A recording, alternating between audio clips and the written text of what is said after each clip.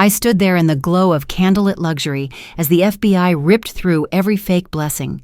The snap of handcuffs around my sister's perfect fiancé, that chilling sound shredded the elegant mask my family had worn for 3 generations. Guests stared in horror. My mother collapsed. My sister shrieked like a wild animal cornered. I didn't gloat, I felt hollow.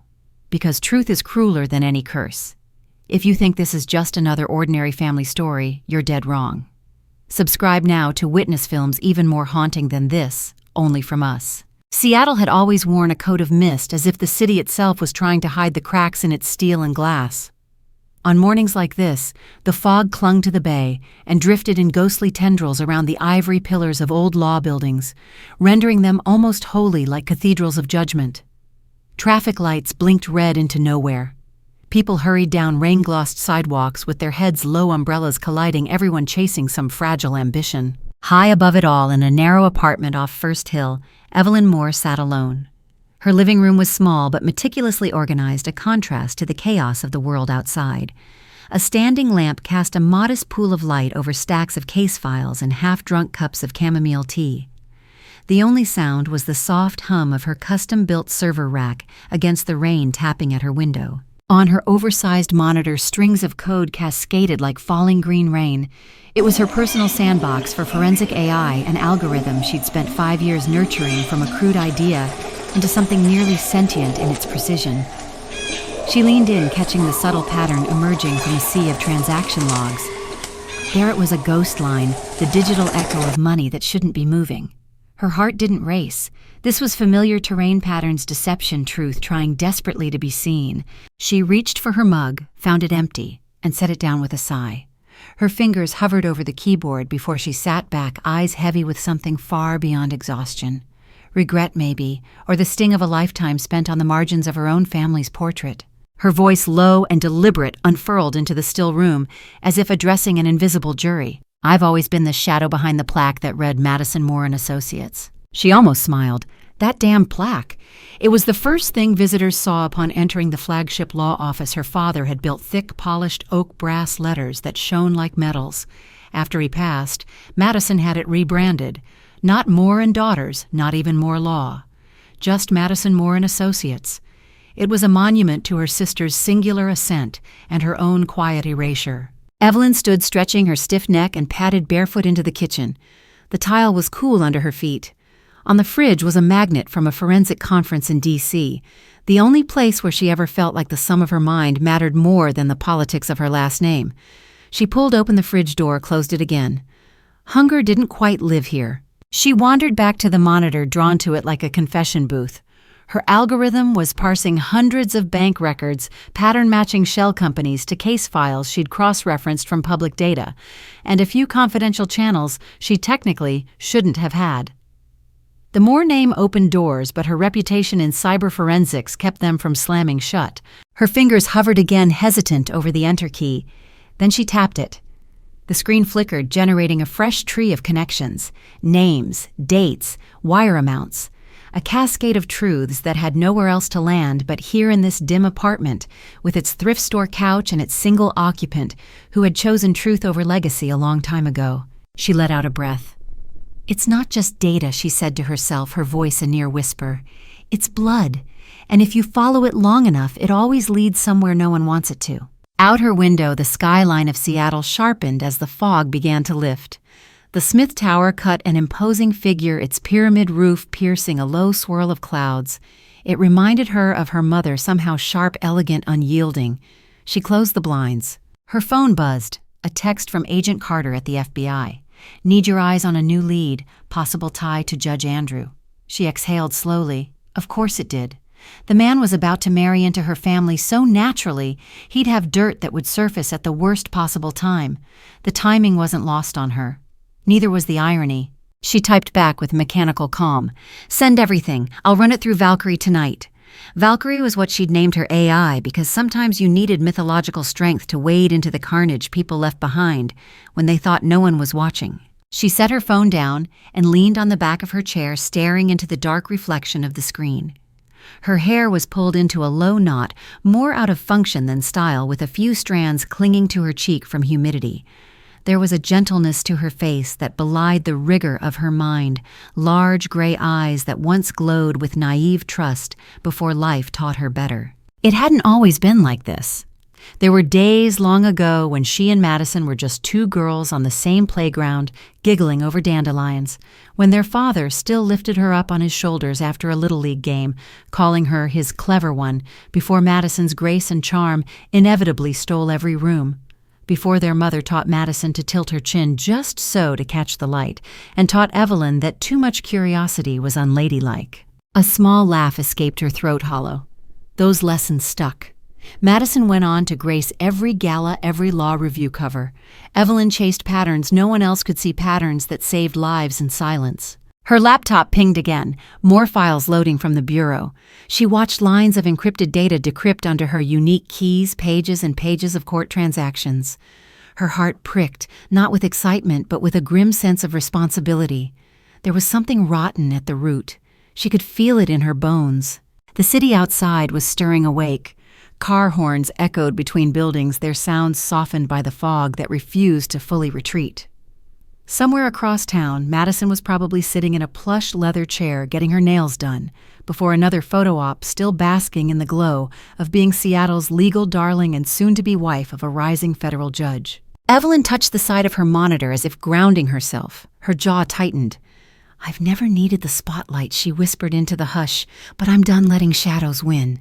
She sat down and pulled her hoodie tighter around her. The cursor blinked on a new query line, waiting for her to decide whether to take the next step to probe deeper, to slice into a corruption that would either justify every lonely night or blow up her entire family. Her pulse steadied. This was what she was made for. Not cocktail parties, not courtroom theatrics, but the raw, relentless hunt for truth. She ran the program. And for a brief electric second, the room seemed to hum like the city itself was holding its breath, waiting to see which secrets would bleed out first. The past had a way of creeping in uninvited. Sometimes it arrived like a whisper soft enough to ignore, but more often for Evelyn, it stormed through the door with no warning at all, like it did that morning as she sat hunched over case files, trying to distract herself from the growing pile of evidence against her sister's fiancé. A familiar ache blossomed beneath her ribs, pulling her backward in time. She was 7 again, standing at the edge of the grand foyer of the Moore estate. The place always smelled of expensive polish and fresh flowers, even in the dead of winter. That night, the house glittered with crystal chandeliers and laughter. Her mother had thrown a fundraiser for the local judge's re-election campaign, packing their home with attorneys, politicians, the wives of CEOs, all people who clutched glasses of Bordeaux like trophies, speaking in careful tones meant to impress. Evelyn tugged self-consciously at the hem of her powder blue party dress. The satin was stiff, itchy where it rubbed her shoulders. Beside her, Madison stood with the easy confidence of a girl who had never known what it meant to be overlooked. At 5, Madison was already the chosen star, her golden hair twisted into delicate ringlets that shimmered under the lights. Their mother, Margaret Moore, crouched to adjust the bow at Madison's waist, cooing over how perfect she looked. Then her mother's eyes snapped to Evelyn. "Stand up straight," she hissed, her painted lips twisting into a smile, only when someone passed. "Chin up, shoulders back.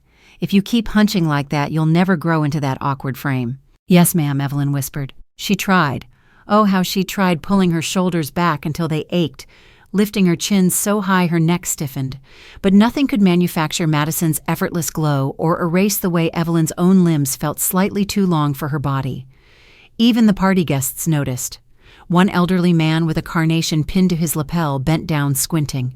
"And who's this shy little one? I didn't know the Moores had 2 daughters." Margaret's laugh was soft and practiced. "Oh, that's Evelyn. She's our little bookworm, always hiding with her nose in a novel somewhere. Not nearly as fond of parties as our Madison." As if on cue, Madison giggled and executed a tiny curtsy, earning a chorus of delighted awes. Evelyn felt her throat close like she'd swallowed something sharp. Later that night, she hid under the staircase, hugging her knees, listening to the murmur of adults swirling around like ghosts. She traced patterns into the plush carpet, trying to imagine herself anywhere else. A library, maybe, stacked floor to ceiling with books that didn't talk back or compare her to anyone else. A quiet universe where she could exist without apology. Then came the tapping of heels. Her mother's voice sliced through the murmur. "There you are. Honestly, Evelyn, How many times do I have to tell you this hiding nonsense is embarrassing? People will think you're odd. Evelyn stared at her shoes. I'm sorry. You're sorry, her mother echoed, drawing the words out as though tasting something sour. But you'll do it again, won't you? Because you just can't help being difficult.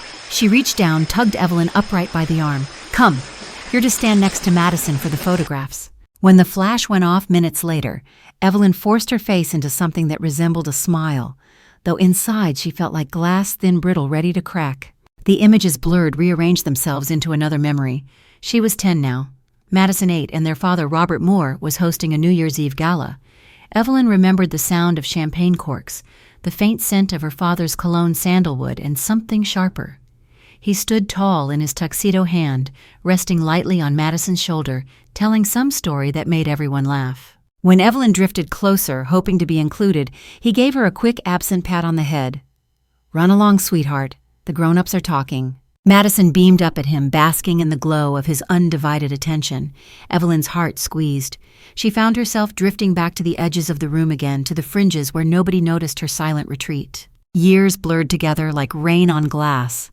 Birthday parties where Madison got a pony and Evelyn got books she was told would improve her mind.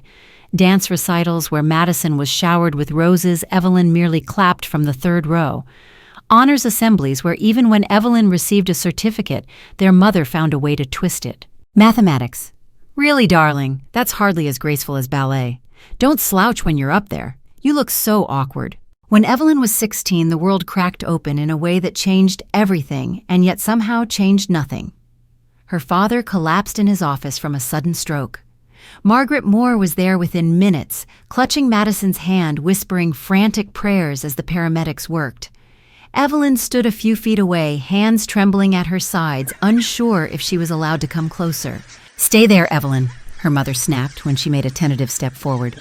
Let them work. So she stayed paralyzed, watching strangers carry her father out on a stretcher, red lights pulsing across the white marble foyer. Madison buried her face in their mother's side, sobbing. Evelyn simply stood her own grief, a cold, leaden thing that refused to erupt the way it was supposed to. The funeral was even worse, a sea of black dresses, somber music that made her stomach hurt. During the eulogies, Madison wept into a silk handkerchief. Evelyn's eyes burned, but no tears came. When it was over and the guests queued to murmur condolences, everyone offered Margaret soft touches on the arm, told Madison how brave she was. They barely looked at Evelyn. Later that night, Evelyn found her mother alone in the kitchen, staring blankly into a glass of wine. Evelyn tried to reach for her, just to place a hand on her shoulder. Margaret flinched away. I don't have the strength for your silent dramatics tonight, Evelyn. Go to bed. So she did. She lay awake for hours, replaying every memory she could summon of her father, his rare, gentle chuckles, the way he once fixed a loose chain on her bicycle without complaint. But mostly she remembered how his eyes always seemed to slide past her at parties, how he rarely called her clever anymore once Madison learned to charm every room. And in the quiet dark, Evelyn promised herself something. She would build her own life, one that didn't require the approval of a woman who saw every vulnerability as weakness, or the validation of a man who'd reserved his pride for the child who was prettier, easier to love. Back in the present, Evelyn blinked hard, dragging herself out of the memory. Her apartment seemed to sharpen in detail the faint scratches on her desk, the blinking cursor waiting for her next line of code. She straightened her shoulders, an old reflex, as if her mother might appear and criticize her posture. But there was no one here to witness her awkwardness or her triumphs. No one except the blinking screen that held her life's work. That was enough, for now. The Office of Ardent Forensics was a converted floor in a century-old building on the edge of Capitol Hill. The bricks still carried the soot of some long-extinguished factory, and pipes ran exposed across the ceilings like industrial veins. Evelyn had chosen it for its price, its privacy, and secretly because it felt nothing like the gleaming marble hallways of Moore Law. Inside, the space hummed with quiet intensity. Workstations with triple monitors formed a kind of war room, glowing with data streams and heat maps. Whiteboards were crammed with algorithm diagrams and scribbled notes in 5 different marker colors. A battered espresso machine coughed in the corner, the lifeline of every long night spent chasing leads. At one of these desks, Evelyn sat posture taut. Her eyes darted between lines of code and financial ledgers decrypted by Valkyrie, her forensic AI. Across the room, Malik, her closest analyst, adjusted his glasses, then leaned back with a soft whistle. Jesus, Eve, you were right. These transfers aren't just shady, they're radioactive. She didn't look up. Trace the origin nodes again. I want to see every hop. Malik tapped his keyboard, pulling up a dynamic graph. Hundreds of tiny dots representing shell accounts exploded across the screen, spiderwebbing into offshore havens, then boomeranging back through ghost consultancies tied to known political PACs. Evelyn felt a cold satisfaction. It was like watching rot spread under ultraviolet light, undeniable once exposed. Her phone vibrated beside her. She ignored it at first, focused on a subroutine parsing micro-timestamp discrepancies, often the giveaway of synthetic transactions. But the device buzzed again, more insistent. With a clipped sigh, she checked the screen. A push notification from the Seattle Times lit up Rising Star. Judge Andrew Calloway and attorney Madison Moore share their love story ahead of landmark wedding. Below the headline was a glossy photo of Madison on a sunlit pier, laughing up at Andrew, her hand delicately on his chest. Andrew, in turn, looked down at her with all the devotion of a man convinced the world was his for the taking. Evelyn studied their faces. Her sister's perfect teeth, the way her cheek dimpled just slightly. Andrew's hawkish eyes softened for the cameras. The article blared with phrases like power couple and future of Seattle's elite. Madison's quotes were polished to a sheen. Andrew understands the importance of family legacy. Together we want to give back to the community that's given us so much. Evelyn's lip curled. Give back? With whose money, whose broken families? Malik cleared his throat, awkward. You want me to close that tab? Looks like it's not exactly a highlight. She forced a humorless smile. No, let it sit there. I need to remember who we're dealing with. Her screen flickered. Valkyrie had completed the latest pass. Evelyn leaned in, heartbeat steady despite the rising pressure in her chest. The AI had flagged a series of disbursements from a private trust registered to Calloway. Small amounts at first, carefully salted through obscure charities, each donation just under the threshold requiring automatic federal reporting. Then, larger sums funneled through art acquisitions by anonymous buyers.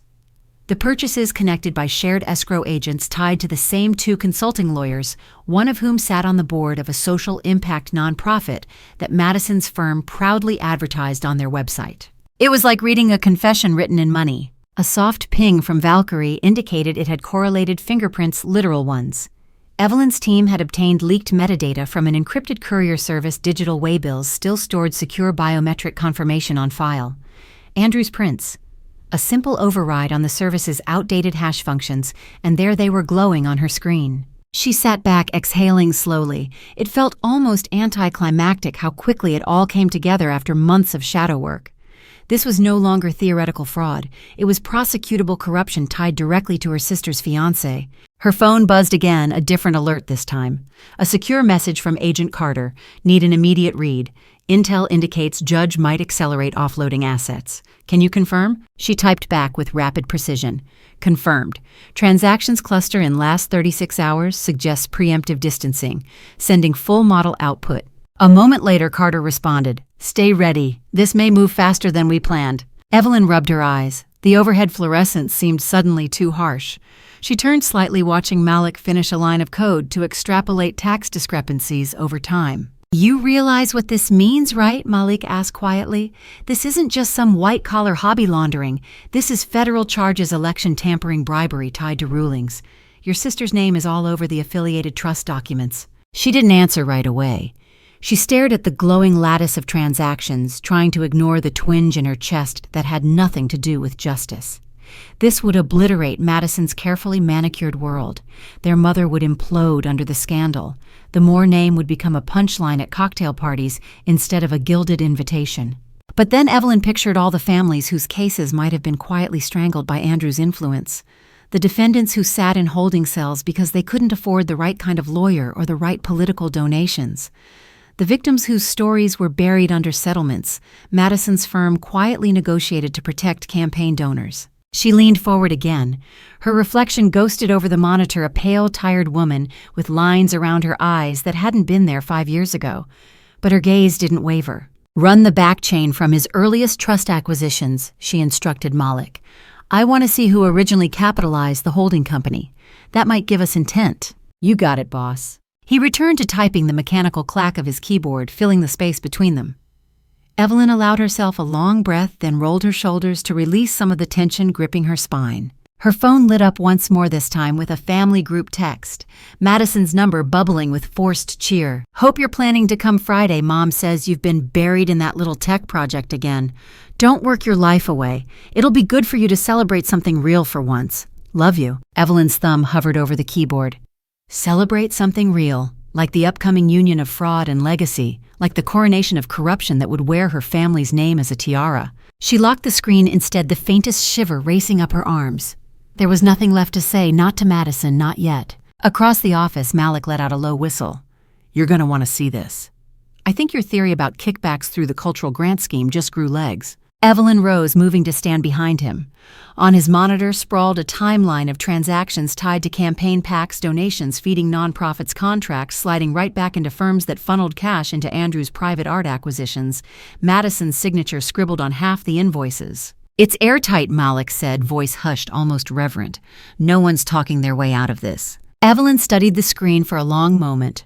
Her throat tightened with a cocktail of triumph and dread. "Good," she said at last. Her voice was low but resolute, cutting through the humming servers and the faint rain on the windows. "Then let's make sure it never gets buried." She turned, crossing back to her desk, pulse finally starting to rise, not from fear, but from the cold certainty that the days of living in her sister's long gilded shadow were coming to an end. The meeting room inside the downtown FBI field office was deliberately bland beige walls, institutional carpet, and one long steel table that reflected the overhead fluorescence with merciless clarity. It smelled faintly of burnt coffee and printer paper. Evelyn sat at one end, her laptop open before her, feeling the eyes of 4 federal agents pinned to her like darts. Special Agent Carter perched nearest elbows on the table, knuckles pressed against his lips. His suit was cut well, but rumpled shirt collar slightly askew from hours of restless motion. Across from him, Agent Ruiz tapped a pen against her notepad, eyes narrowed. The 2 younger analysts seated behind them watched Evelyn's screen as though it were loaded with live explosives. She adjusted her laptop slightly so the screen was visible to everyone, then triggered Valkyrie's latest visualization. The room fell silent as glowing lines erupted into a spidery shifting web nodes that pulsed red when indicating suspicious financial transfers, orange when tying back to known corporate entities flagged for shell activity. "This is from your proprietary software?" Ruiz asked, voice careful, professional. "Not hostile, not yet." "Yes," Evelyn said. "It runs recursive forensic audits against international banking protocols, cross-references metadata that would otherwise be dismissed as noise." Carter's jaw flexed. "You understand why we called you in person. A judge, federal. If this sticks, we're not just talking about dirty art deals. This could overturn rulings, reverse criminal sentences, cases going back a decade. That means dangerous people walk."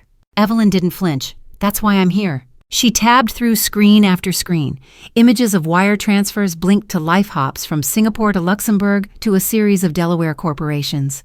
She clicked another folder, statements of grants to obscure nonprofits, some of which claimed to rehabilitate ex-cons or provide literacy services in forgotten counties. On paper, noble. In reality, pass-throughs for siphoning money right back into PACs that underwrote Andrew Calloway's judicial campaigns. Then she opened a final window, digital fingerprints. Biometric hash confirmations from a confidential courier service that handled the judge's private deliveries. Andrew's index and middle prints repeated again and again, acknowledging the arrival of cash-stuffed documents, rare paintings, asset deeds. Layered transactions, Evelyn narrated, her voice measured and cool, strategically placed under federal reporting minimums. No 2 deposits ever exceeding the statutory $10,000 flags, each routed through an entity that outwardly claims a social mission. But she triggered Valkyrie to run a unique correlation. Tiny dots lit up in jagged clusters. "But when you compare timestamps to courtroom calendars," Evelyn went on, "you see disbursement surges tied to key cases, corporate environmental suits dismissed, wrongful conviction appeals denied. Each time there's a critical vote, more money moves through these channels." She swiveled her laptop slightly toward Agent Carter. His face tightened. She could see the implications churning behind his eyes. "And your sister Ruiz cut in, the lawyer, Madison Moore. How directly involved is she?" Evelyn didn't sigh, didn't allow her shoulders to slump. The nonprofits were incorporated by her office. She signed off on quarterly reports. "I've traced at least 6 of them funneling payments to consultancies that link straight back to Judge Calloway's art escrow." Ruiz's pen finally stilled on her page. so she's either complicit or willfully blind. That's your determination to make, Evelyn said. Her voice was neutral, but inside something coiled tight and cold. This wasn't the moment to reveal how many nights she'd spent rerunning data, hoping absurdly that the pattern would break, that somehow Madison's name would vanish from the filings. Carter leaned back, hands clasped, studying her with a quiet intensity. It's a hell of an accusation, Ms. Moore. It's not an accusation, Evelyn said softly. She flipped to another screen, charts of flagged communications between Judge Calloway and the Shell directors, complete with suspicious timing around trial verdicts. Then transaction clusters. Then filings Madison had submitted under the nonprofit's EIN. It's an architecture, Evelyn continued, a system built to move money in the dark, and that system has put innocent people behind bars, stripped others of restitution, all while protecting larger industrial interests that pay to stay untouchable. No one spoke for several seconds. The only sound was the faint whir of the projector's cooling fan. Then Carter blew out a slow breath. You're aware that if this goes federal, which it will, your sister's entire firm is going to be torn apart by discovery. Your family's name has never meant what people assumed it did, Evelyn finished. Her eyes met his. Steel to steel. I'm prepared for that. Carter's stare didn't waver. Then finally prepared enough to testify if it comes to that. Evelyn held his gaze, prepared enough to stake my life on it, I'm sure to the decimal. The silence that followed wasn't empty. It was thick-weighted by the collective realization that a line had been crossed in that room, no turning back. A team of investigators had been waiting for someone like Evelyn, someone willing to piece together the architecture of deceit with near-obsessive rigor. Now they had it. And they had her. Ruiz scribbled rapidly, then set down her pen. All right, we'll begin prepping protective measures. If this case expands the way your projections suggest, there will be threats. Not theoretical, not with this kind of money at stake. Evelyn nodded. I've already taken precautions. My entire dataset is mirrored off-site under multiple encryption schemes. If anything happens to me, my system releases key indices to 4 separate outlets, both governmental and journalistic. The analysts at the back exchanged impressed, slightly wary looks. You trust journalists? Ruiz asked, arching an eyebrow. I trust contingencies, Evelyn answered. Everyone acts differently when the sun's shining on them. Carter cracked the ghost of a smile. It didn't reach his eyes. Fair enough. We'll need continuous updates. We'll assign you a point liaison. He reached out to gather the file folders she'd brought as backups. Physical evidence still mattered in courtrooms. His hands paused over a photo Evelyn had printed at the last minute. It was an overhead shot of a courtroom, Judge Calloway on the bench. Madison sitting smug at plaintiff's table, a young black defendant on trial for a minor assault charge that carried federal enhancement under a repeat offender rule. The enhancements were pushed through suspiciously fast. Evelyn had tied campaign checks from the prosecution's lobbying wing directly to Calloway's Shell grants just 3 days prior. It's more than money, Evelyn said quietly, seeing Carter's stare. This has real human costs. That kid's serving 12 years. If Calloway hadn't been bought, it likely would have been 2, maybe parole. Carter closed the folder gently like he was handling a live wire. We'll move. Fast. You'll be hearing from our task force chief. As the agents filed out, Evelyn packed up her laptop with mechanical efficiency. Her hands trembled only once when she brushed against the photo again. She tucked it deep into her case, zipped it closed, stood. By the time she stepped into the hallway, her heartbeat had steadied. A curious calm settled over her, an echo of what she felt years ago when she first cracked an algorithm that exposed police falsifying timestamps on crime footage. It wasn't pride. It was relief. A truth revealed was a burden, lifted even if it threatened to drop like a wrecking ball on everything she'd ever known. At the elevator, Carter lingered. His face was hard to read, part seasoned professional, part wary human who knew just how ugly this was going to get. Ms. Moore, he said as the doors slid open, you understand the consequences, not just for them, for you. This might not end clean. Evelyn met his eyes, her chin lifting in that old reflex, but her voice was steady, unmarred by fear. Clean was never the goal, she said, only right. And then the elevator swallowed her, leaving the agents alone in the stale hum of bureaucracy, clutching the case that would shatter Seattle's most gilded illusions and possibly save lives that no one at Madison Moore & Associates had ever bothered to count. The phone buzzed across Evelyn's kitchen table, vibrating itself dangerously close to the edge. She'd been poring over updated wire reports from the Bureau, mentally drafting the next data package for Carter's team, when the screen lit up with a name she hadn't expected to see so soon. Madison Moore. For a heartbeat, Evelyn just stared at it, half wondering if the letters would rearrange themselves into some less volatile configuration. Then the phone vibrated again, insistent. She answered on reflex. Evelyn Madison's voice burst across the line, syrupy bright, so manufactured it practically sparkled. "You've been ignoring me." Evelyn leaned against the countertop, steadying herself with a hand braced near the coffee maker. "I've been working. You know that." A titter of laughter that didn't quite sound human. Yes, your little tech mystery. Always so busy.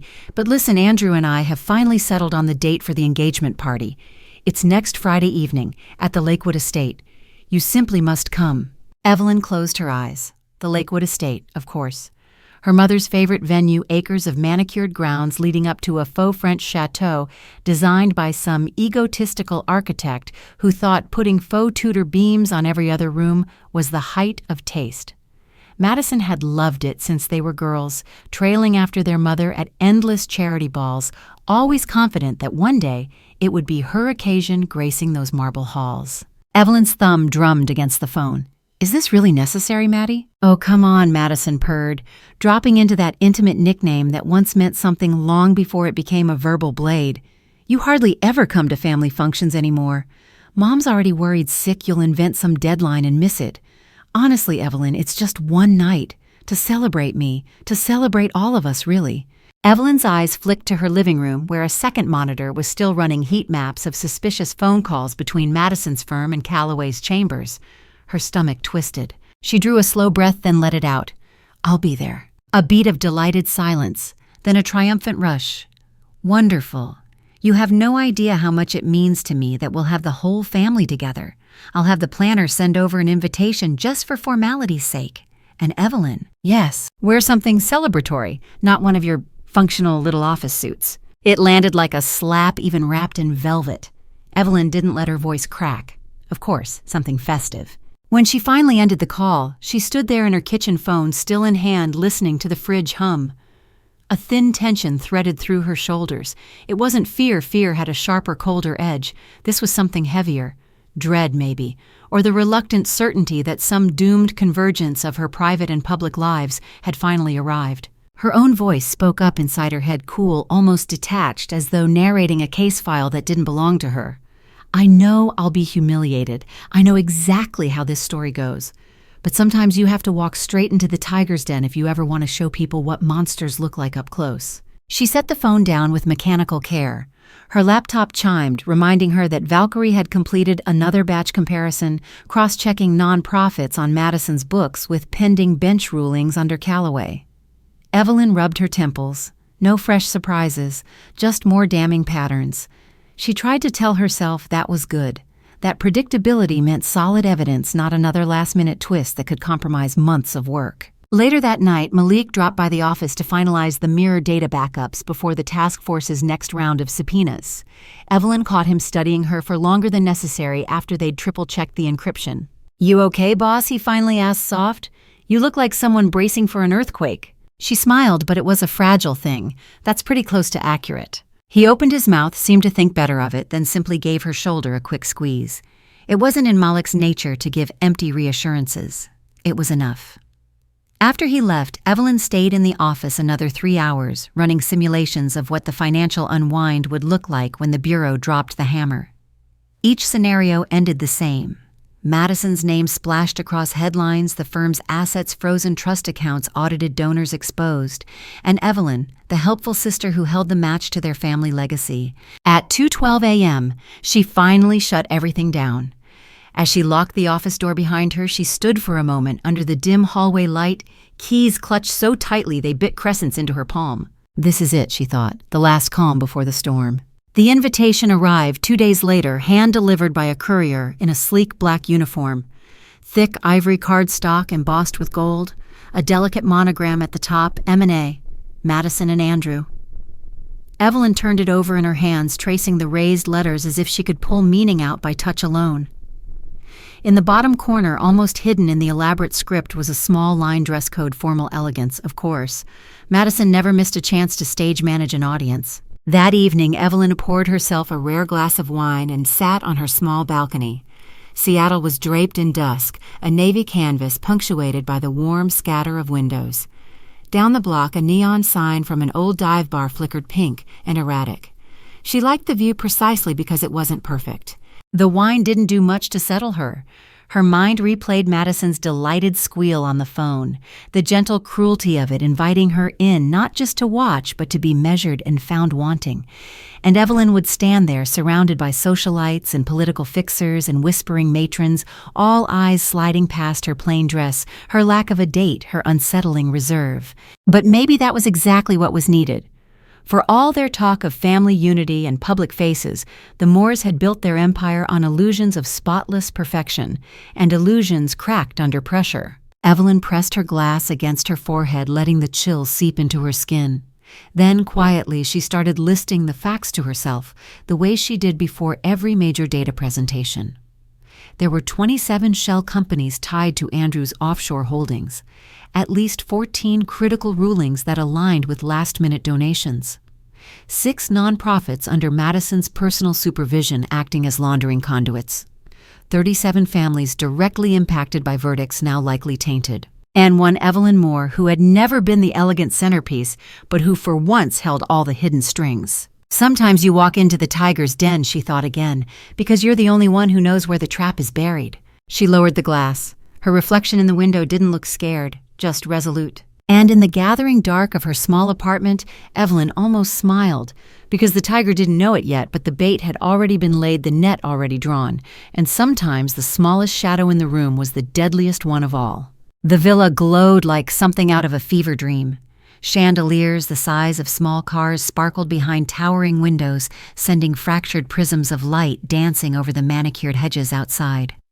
Along the curved drive, valets in starched black uniforms ushered upmarket sedans and town cars toward a circle of lanterns that flickered warmly against the evening chill. Evelyn stepped from her rideshare at the very edge of the property she'd insisted on being dropped at the gate. It felt less like making an entrance, more like sneaking in.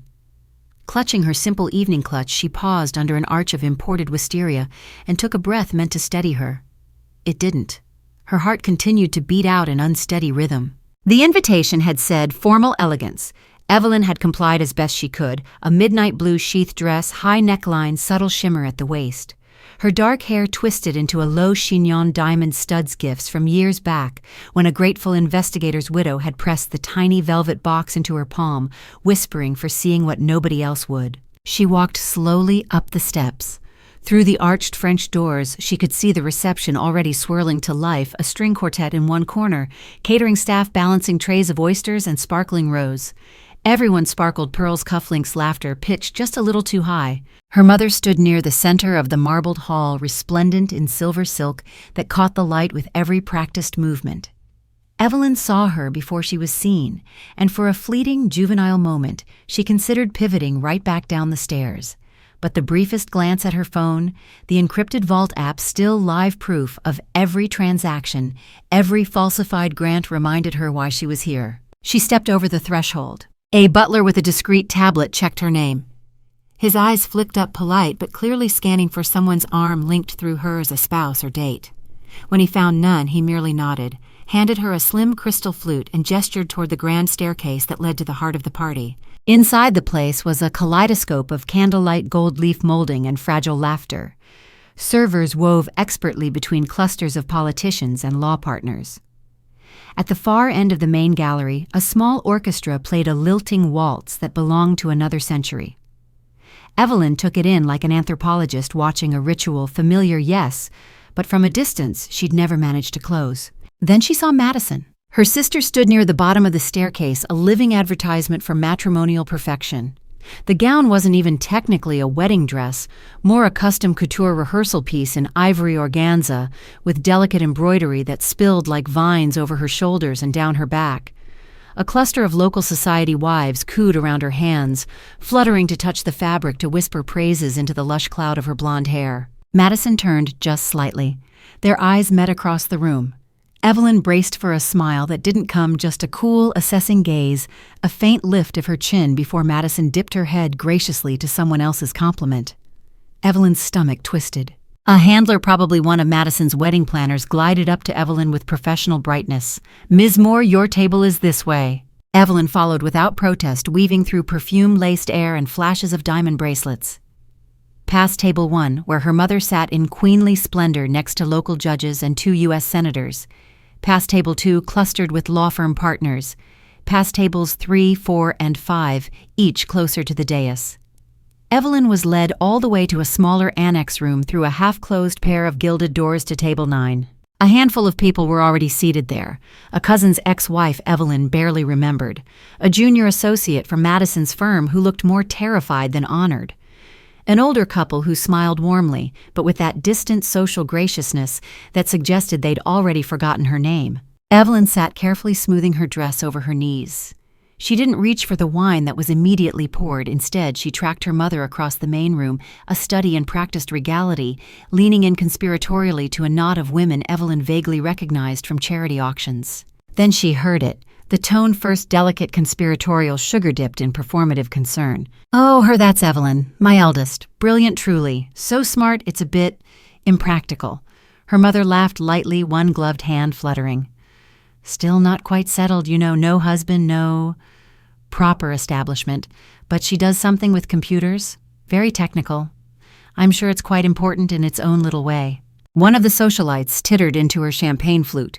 Evelyn sat utterly still, eyes fixed on the centerpiece of their own table, a towering floral arrangement that blocked her view of the main hall, which suddenly felt intentional. Her throat tightened painfully. She reminded herself to breathe. Not quite settled. Something with computers. She wanted to laugh, or maybe to scream, because if her mother understood even a fraction of what Evelyn's code had uncovered, of what it was about to unleash across the state's judicial system, she would have dropped that crystal flute right to the marble floor. The older woman beside her reached out, patting her hand with oblivious cheer. "Your sister looks divine, doesn't she? Such poise. Always did have a flair for the grand." Evelyn nodded, her lips curling into something that might have been mistaken for agreement. But inside, she was recalibrating. The tiger's den indeed, and she was seated at the children's table by deliberate design out of the line of sight for the power brokers who clustered around Madison like moths to an imported $1,000 flame. The server returned to top off her glass. This time, Evelyn took a sip, just enough to wet her tongue, tasting sharp fruit and sugar. From somewhere beyond the flower arrangement, a string of laughter burst forth Madison again, her voice warm and radiant, the epicenter of gravity in this entire waltzing solar system, their mother at her side beaming as if to say, "This is what we were meant for. This is the legacy." They have no idea what's coming, Evelyn thought, pulse steadying. And for the first time that evening, she let herself truly look forward to the next step. Because this was no longer just a stage for Madison's perfection. It was the perfect stage for collapse. And Evelyn would stand there calm in the wreckage, holding every receipt they had ever dared hope would stay buried. The clinking of crystal drifted through the hall like a delicate bell chorus. Someone had struck a spoon lightly against a glass, and now the room fell into a gentle hush. Waiters paused mid-pour, guests swiveled in their chairs, attention rippling inevitably toward the main dais. At the center stood Madison. She had changed gowns during the evening, of course. She had slipping into a pale blush sheath that hugged her figure like a second skin, diamonds glittering at her ears and throat. In one hand, she held a delicate flute of rose, her manicured fingers wrapped around the stem with practiced grace. Evelyn watched from her far-flung table, hands folded tightly in her lap, feeling every muscle pull taut. Madison's smile was dazzling, almost tender. She waited for the last of the murmurs to die down, then lifted her glass slightly higher. "Thank you," she began, her voice carrying effortlessly across the marble floor, through the vaulted arches up to the high gold-leaf ceilings. "Thank you all for being here to share this night with Andrew and me. It means more than I can possibly say." A polite flutter of applause. Madison let it wash over her eyes, luminous with well-rehearsed sincerity. Then she continued, tilting her head just so her hair catching a nearby chandelier's light like a spun halo. She said with a soft laugh, "families are complicated things. We love each other in so many ways, often imperfect ways, and we don't always take the same paths, do we?" She paused, letting that hang in the air with a coy sort of gravity. Evelyn felt her stomach drop. A prickle started at the base of her scalp, skittering down her neck. She could practically sense every pair of eyes beginning to turn. Madison's gaze drifted across the crowd with theatrical aimlessness, then settled precisely unmistakably on Evelyn. That same saccharine smile deepened. Some of us, Madison continued, lightly chose the traditional route. The rigorous academic climb, the countless hours in courtrooms, the sacrifices it takes to build a reputable firm to maintain the family legacy our dear father left us. A few approving nods from tables closer in. Evelyn felt her breath catch. And others? Madison gave a soft shrug as if to excuse some harmless foible. Her eyes sparkled with mischief, her lips pulling into a grin that was all teeth. Well, others take more unconventional paths. They chase personal passions, smaller projects. They keep their circles very exclusive. A delicate ripple of laughter moved through the room. Evelyn felt heat crawling up her neck. She gripped her hands tighter beneath the table, pressing her nails into her palm until tiny crescents of pain bloomed there. But Madison said, holding up her glass a touch higher, "What I admire truly is courage, even when you don't yet have much to show for it. It takes courage to come tonight to stand among us and celebrate even when your own life is still very much in progress." The pause was deliberate, lethal. Evelyn could feel the collective intake of breath. Her chest went tight, each heartbeat a distinct jolt of humiliation. Madison gave a small, gracious nod as if bestowing some private blessing on Evelyn. So here's to family, to every kind of success, and to the hope that someday we all find the fulfillment we're looking for. She clinked her glass lightly to Andrews. The guests followed suit, crystal tapping crystal in a gentle, mocking symphony. Evelyn stared fixedly at the centerpiece in front of her, a grotesque explosion of pink lilies and white orchids that smelled faintly rotten up close. Her eyes stung, but she refused to blink, refused to let a single tear break free. Under the table, her fists clenched so tightly the tendons in her wrists stood out stark beneath her skin. The pain was welcome. It anchored her in her body, gave her something to focus on besides the low swell of whispers drifting toward her like oily smoke. Not married, right? Doing some sort of tech job, isn't it? Mother always did say she was a bit eccentric. The cousin's ex-wife leaned slightly closer with an awkward, sympathetic tilt of her head. "Ignore them, dear," she murmured, though her eyes betrayed the same hungry curiosity as the rest. "Everyone finds their way eventually." Evelyn almost laughed. The sound clawed up her throat, but she swallowed it back down, tasting something acrid. Eventually. As though she were still 16 and awkward and waiting for the grown-up world to deem her acceptable. She flexed her hands open beneath the table, studying the half-moons her nails had left in her skin. Slowly she drew in a breath, let it fill her lungs, then another, each one cooler, more deliberate. "You knew this would happen," she told herself. "You walked in with your eyes open. This isn't the end of the story. It's just the prelude." Above the murmurs, the orchestra picked up again some waltz so syrupy and lush it seemed to mock the raw scrape of her composure. Couples began drifting back to the floor, tulle and satin brushing by as they passed her table without a second glance. Across the room, Madison dipped her head close to Andrews, whispering something that made him laugh, his perfect hand sliding to the small of her back. Their mother hovered nearby, face split in pride. Evelyn lifted her glass at last and took a small sip. The wine was warm now, slightly metallic. It coated her tongue unpleasantly. She swallowed it anyway, because this was the cost of truth, the price of stepping into the lair of letting the tiger believe you were defenseless, toothless, small. Let them believe it. Let them dance and drink and sneer. She let her gaze drift over the sea of sequins and polished shoes, the polished facade of the Moore name stretched to its glittering apex tonight. And in the pit of her stomach, coiled around the slow burn of humiliation, was something sharper, a dangerous calm. Because even as Madison basked in applause and maternal adoration, Evelyn alone knew what lay waiting beneath the surface of this spectacle. The accounts, the false ledgers, the data trails that would soon erupt into subpoenas and investigations and front-page headlines. Evelyn had set the trap months ago. All that remained was to watch it spring shut. So she sat there at the exiled table, isolated, dissected by gossip, and let them have their shallow victory. Her pulse slowed, her breathing evened, and beneath the sterile scent of orchids, Evelyn almost smiled, because sometimes the easiest prey in the room was the one quietly holding the knife. The orchestra tapered off into a soft flourish, clearing the air with a shimmering final chord. A small hush fell over the hall, that collective tightening of breath people took when they sensed something grand was about to unfold. At the front of the room, beneath an extravagant floral archway draped in imported orchids, Madison and Andrew stepped up together. A handler adjusted Madison's train. Yes, she wore a train for her engagement announcement, and handed Andrew a slim microphone. Evelyn sat at her distant table spine rigid. Her hands rested on her lap, one thumb tracing circles into the soft flesh of her palm. She felt every eye pivot forward, eager, hopeful, hungry for the performance of romance and status that was about to begin. Andrew stood tall, a perfectly tailored tux framing his broad shoulders. He had the calm smile of a man accustomed to adoration, to nods of approval, that came not because of who he was, but what he represented. Madison turned slightly into his side, her hand slipping neatly into his. It was a tableau of wealth, beauty, and power so polished it nearly shimmered under the chandeliers. Andrew cleared his throat, his voice smooth as aged scotch. "Thank you all for being here tonight. Madison and I are beyond grateful to have so many of you friends, colleagues, family joining us as we begin the next chapter of our lives together." The crowd gave a warm, practiced chuckle, glasses raised in little half-toasts.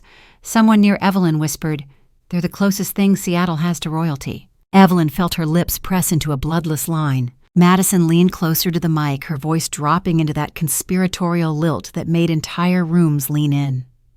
"We've chosen a date for the wedding," she announced, eyes sparkling as if on cue. "Next June, right here by this very lake, and we can't wait to celebrate with all of you." The double doors at the far end of the hall burst open so hard, one actually slammed against the gold-trimmed paneling. The sound cracked like gunfire through the gentle murmur of applause. For a heartbeat, no one moved. Madison blinked, her lips still curved around the last syllable. Evelyn felt her breath catch every muscle locking down tight. Then the doors were filled, men and women in dark suits, their lapels flashing small grim badges. Hands hovered near holsters, faces impassive, purposeful. Federal marshals, FBI agents. Evelyn's heart stuttered back to life, pounding now, but with a cold, measured cadence.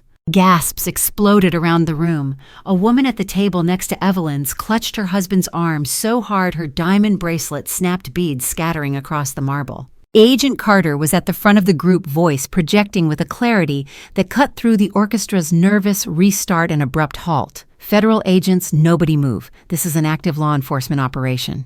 The words rippled through the hall like an electric current. Guests shifted back instinctively, a frightened human tide. The string players lowered their instruments. A champagne flute slipped from someone's hand and shattered. Evelyn's eyes locked on Andrew. In that split second, she saw confusion writhe across his features, then calculation. A tiny muscle jumped in his jaw. Madison's fingers tightened on his arm, her smile faltering into something brittle edges showing. Andrew Calloway Carter called out, stepping forward, badge-raised, voice flat with lethal authority. "You are under arrest for conspiracy to commit fraud, bribery of a federal official, and money laundering." The hush imploded. Screams sliced through it. Flashbulbs popped, phones everywhere, rising in desperate, horrified fascination. Someone in a corner started to sob. Madison's face went white, then blotchy with sudden color. She turned to Andrew, gripping him with both hands. "Do something," she hissed, audible even where Evelyn sat. "Fix this." But Andrew didn't fix anything. His expression hardened, then twisted with something Evelyn recognized, a predator's instinct to run. His hand jerked out of Madison's grasp as if she were molten. He took one step toward the side exit and was immediately intercepted by two marshals who slammed him up against the nearest support column so hard a spray of petals from the floral arch cascaded around them. One agent twisted Andrew's arm behind his back with professional, remorseless force. Time slowed. Evelyn's brain recorded every detail, the way Andrew's face pinched in pain, the mechanical rattle of handcuffs being unsnapped from a belt, the mirrored tray a nearby server dropped, sending canapes skittering like frightened insects. Then the cuffs were on, cold steel biting into expensive French-cuffed sleeves. One click, two, the final lock. Andrew's eyes darted around wildly, looking for anyone who might intervene. The city councilman he'd had drinks with last week, the judge's wife whose fundraiser he'd hosted, even Madison whose mouth hung open in a silent, horrified "oh." But no one moved. No one rushed forward to defend him. Power, Evelyn thought with a slow, almost serene realization, was only ever an illusion if built on fraud. And illusions shattered the instant fear eclipsed loyalty. Flashes from cell phone cameras exploded everywhere now, each one freezing the grotesque tableau in lurid microbursts of light.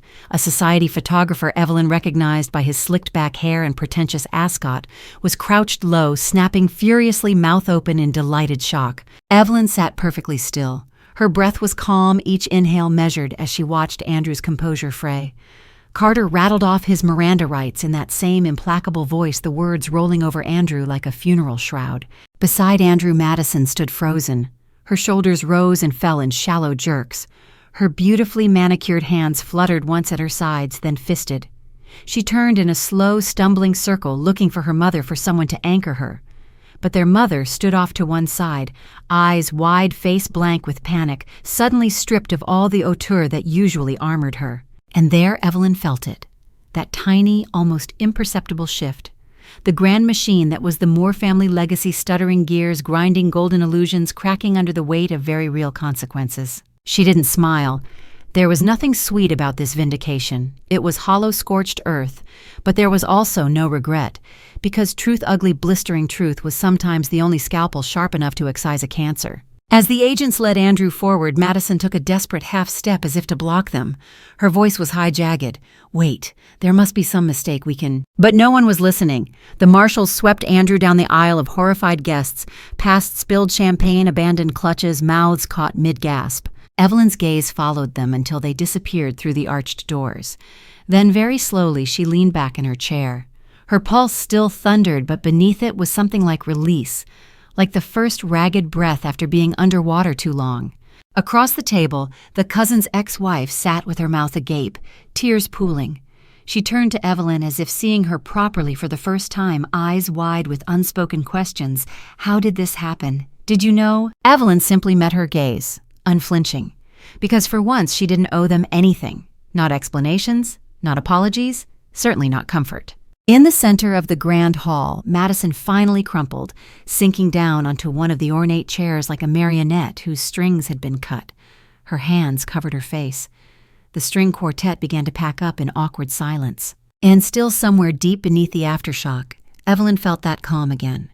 Because sometimes the world only learned through spectacle, through the crack of illusions breaking so loudly they echoed forever in people's minds. Tonight had been such a crack, and it was just the beginning. The once grand hall had sunk into a fractured silence broken only by the hushed murmur of horrified guests and the scratch of hurried footsteps as people fled the scandal like startled birds abandoning a poisoned pond.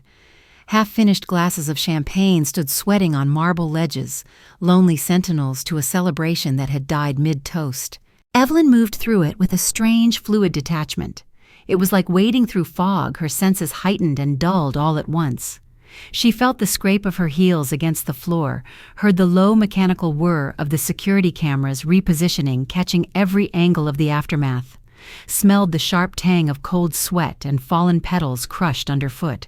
Somewhere beyond the massive windows, the lake still gleamed under soft lantern light as if mocking the chaos inside. And then, like the shriek of metal tearing through silk, came Madison's voice. "Evelyn." It cracked through the stunned hush. Guests who had begun drifting toward the exits paused, half-turned. Evelyn pivoted slowly, registering her sister's shape, pushing through the thinned crowd, white dress, now rumpled and speckled with droplets of spilled rosé. Madison's eyes were wild-rimmed in smudged mascara that had begun to carve dark rivers down her cheeks. Her breath came in jagged bursts, chest-heaving as though she'd been running. She stormed across the polished floor, hands clenched at her sides. The echo of her stilettos was sharp, violent. Evelyn felt her own pulse accelerate, not out of fear, but out of bracing. Her hands hung loosely at her sides. Her shoulders rolled slightly back the way she always did before stepping into an interrogation room. Madison didn't slow. She closed the final distance in 2 furious strides, and then her palm cracked across Evelyn's cheek with a sound that snapped through the hall like a gunshot. The force rocked Evelyn's head sideways. Her vision flashed white for a split second. Her skin burned where Madison's hand had landed, a raw, immediate bloom of heat. The room seemed to contract around them, all stray movement, and sound sucked away. Madison's hand hovered in the air, trembling. Her own face was contorted, something between anguish and savage satisfaction. "You," she hissed, her voice breaking on the single syllable. Then again louder, the word exploding from her throat. What did you do, Evelyn? What the hell did you do?" Her voice rose until it was almost a wail, echoing up into the cavernous arches of the ceiling. Heads turned everywhere now, the hush turning into horrified fascination.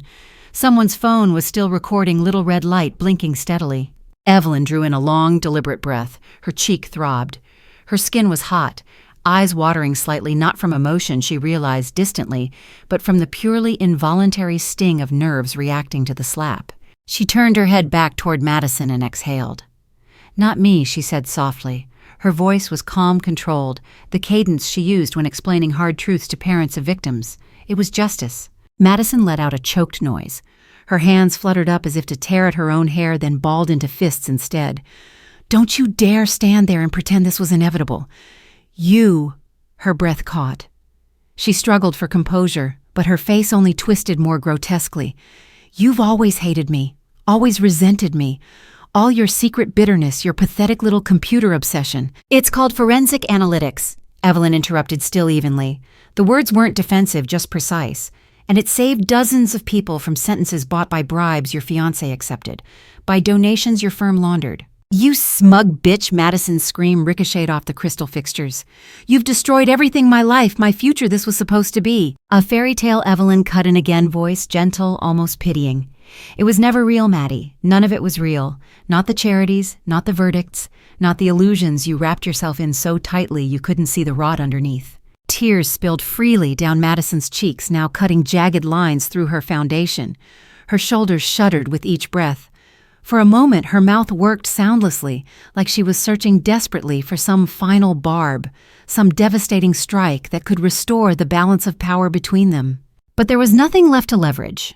No cunning remark or scornful giggle could undo the fact that Madison's empire had been exposed, her fiancé led away in cuffs in front of half the city's power brokers. So instead, Madison lunged forward again, her hands shoved hard against Evelyn's shoulders, almost sending her sprawling. Evelyn rocked back a step, caught her balance, hands still hanging loosely by her sides. "You ruined me!" Madison shrieked. The rawness of it rang out, echoing off marble. Her eyes were bloodshot wild. "How could you do this to your own sister?" The word sister twisted in the air, ragged and hollow. Evelyn's own eyes softened. Not with regret, she refused that luxury, but with a sorrow she couldn't quite suppress. A sorrow for two girls in matching party dresses long ago, one perpetually perfect, the other perpetually trying. For a time before Madison's smile had become a blade. "I didn't do this to you, Madison," she said quietly, her voice carrying nonetheless. "You did this to yourself. The only difference is now the rest of the world knows." Madison's face crumpled. She made a small, strangled sound, a noise Evelyn recognized as the collapse of an entire reality. Then she spun on her heel and staggered away, one hand clamped over her mouth. Her train snagged on a chair as she fled, tearing slightly, a ghost of pale fabric left in her wake. Evelyn stood there for a long moment, feeling the echo of that slap still buzzing under her skin. The entire room seemed to breathe again, voices rising in stunned little bursts. She heard her mother's voice somewhere nearby, trembling, desperately trying to salvage scraps of reputation, with empty reassurances to wealthy friends already edging toward the door. A gentle hand touched Evelyn's elbow. She turned to see one of the FBI liaisons, Agent Ruiz, watching her with an unreadable expression. Not quite pity, maybe a faint respect. "You okay?" Ruiz asked, voice pitched low. Evelyn exhaled slowly. The tightness in her chest loosened just a fraction. She nodded. "Yeah, I think I finally am." They stood there together a moment longer, watching the grand Moore legacy disintegrate under the weight of its own lies. And for the first time in what felt like forever, Evelyn felt something close to clean. Her cheeks still burned, but beneath that heat was a core of steadiness that Madison's rage could no longer touch. Because some reckonings came dressed in pretty gowns and soft candlelight. Others arrived with cold steel handcuffs and the stark light of truth, and in the end both were unstoppable. The ballroom was a shattered echo of itself. Hours ago, it had been a stage set for triumph, an opulent theater of future promises where Madison reigned. Their mother basked in admiration and guests fluttered like jeweled birds around the Moore family's gilt cage. Now the scent of crushed orchids mingled with fear. Discarded glasses dotted linen-draped tables half filled with pink champagne gone flat and warm. Conversations tremored in fractured murmurs. Jittery hands covered painted lips as people watched the nightmare finish unfolding in real time. Evelyn stood just beyond the floral arch Madison and Andrew had posed beneath, now sagging slightly where marshals had accidentally clipped the structure during Andrew's arrest. Her heart was steady, but a weary hollowness had begun to spread through her ribs like a cavern being carved from the inside. This was necessary, she reminded herself. This was long overdue. But the human cost, the raw grief on faces she once thought she knew, still carved jagged places in her composure. A sudden stir rolled across the room. A cluster of uniformed officers appeared at the far entrance, flanking a pair of plainclothes agents. Between them, Madison walked with short, stiff steps, arms held slightly outward, as if terrified to wrinkle the already bruised fabric of her gown. A female marshal gently but firmly gripped her upper arm. Madison's face was pale beneath expertly blended foundation. Her hair had begun to slip from its elaborate twists, curls frizzing against tear-streaked cheeks. She kept trying to speak, turning her head first to one side, then the other mouth opening on frantic half-syllables that died before reaching shape. Their mother was suddenly there. Margaret Moore surged from a knot of society friends who had gathered near the bar, grabbing Madison's free arm with a trembling hand decked in emeralds. Her eyes were wild bright with some raw terror that made her look years older.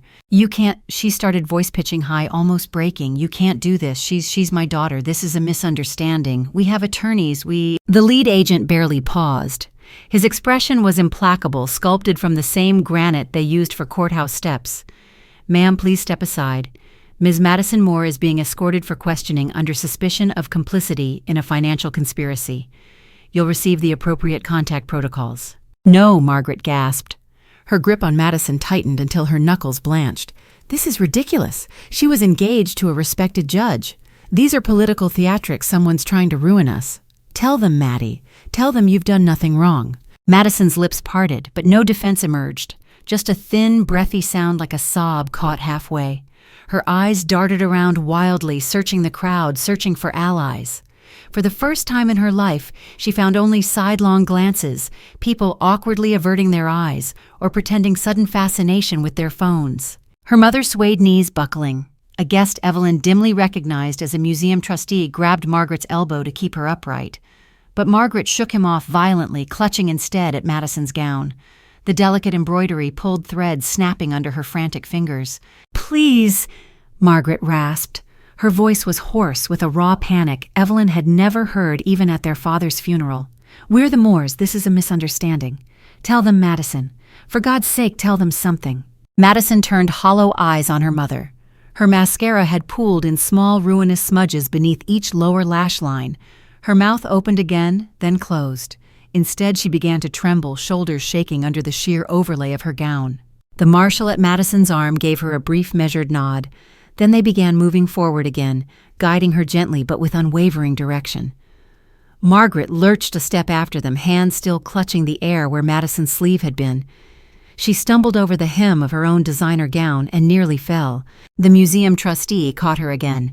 This time, she didn't push him away. Instead, she sagged heavily against his arm, her face crumpling, eyes squeezed tight as if trying to blot out the scene by sheer force of will. Around them, whispers crackled like dry leaves. Names and fragments of accusations sliced through the hush. Laundering through those charities, bought that verdict for Marison Technologies, all that money just gone. Evelyn stood rooted by the archway, watching it unfold with a strange clarity. It was as if every sound and every color had taken on a cruel hyperfocus, the brittle tinkle of ice settling in abandoned glasses, the crimson gloss of lipstick smudged on a napkin, the glitter of shattered beads scattered across marble from when Madison's bracelet had snapped. She forced herself to look at her mother, really look. Margaret Moore's once impeccable posture had collapsed, her spine curved as if the weight of every headline that would run tomorrow had already slammed down on her shoulders. Her hand was pressed to her lips, breath coming in short, panicked gasps. Across the ballroom, a woman from one of the city's legacy philanthropic boards whispered something to her husband behind a manicured hand. He gave a small, nervous shake of his head, already calculating the cost of remaining aligned with the Moore family, already choosing polite distance over old alliances. The sight cut deeper than Evelyn expected. This was what public ruin looked like. Not the private, quiet disappointments of Evelyn's own youth, the forgotten birthdays, the side comments about her posture, her unmarriageable seriousness.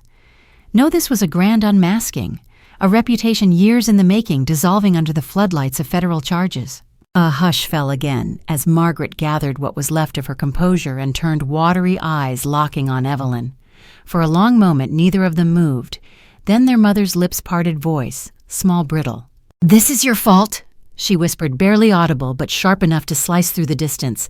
"You've destroyed your sister. You've humiliated us all." Evelyn didn't look away. Her pulse thudded once, twice, a slow, deliberate echo in her throat.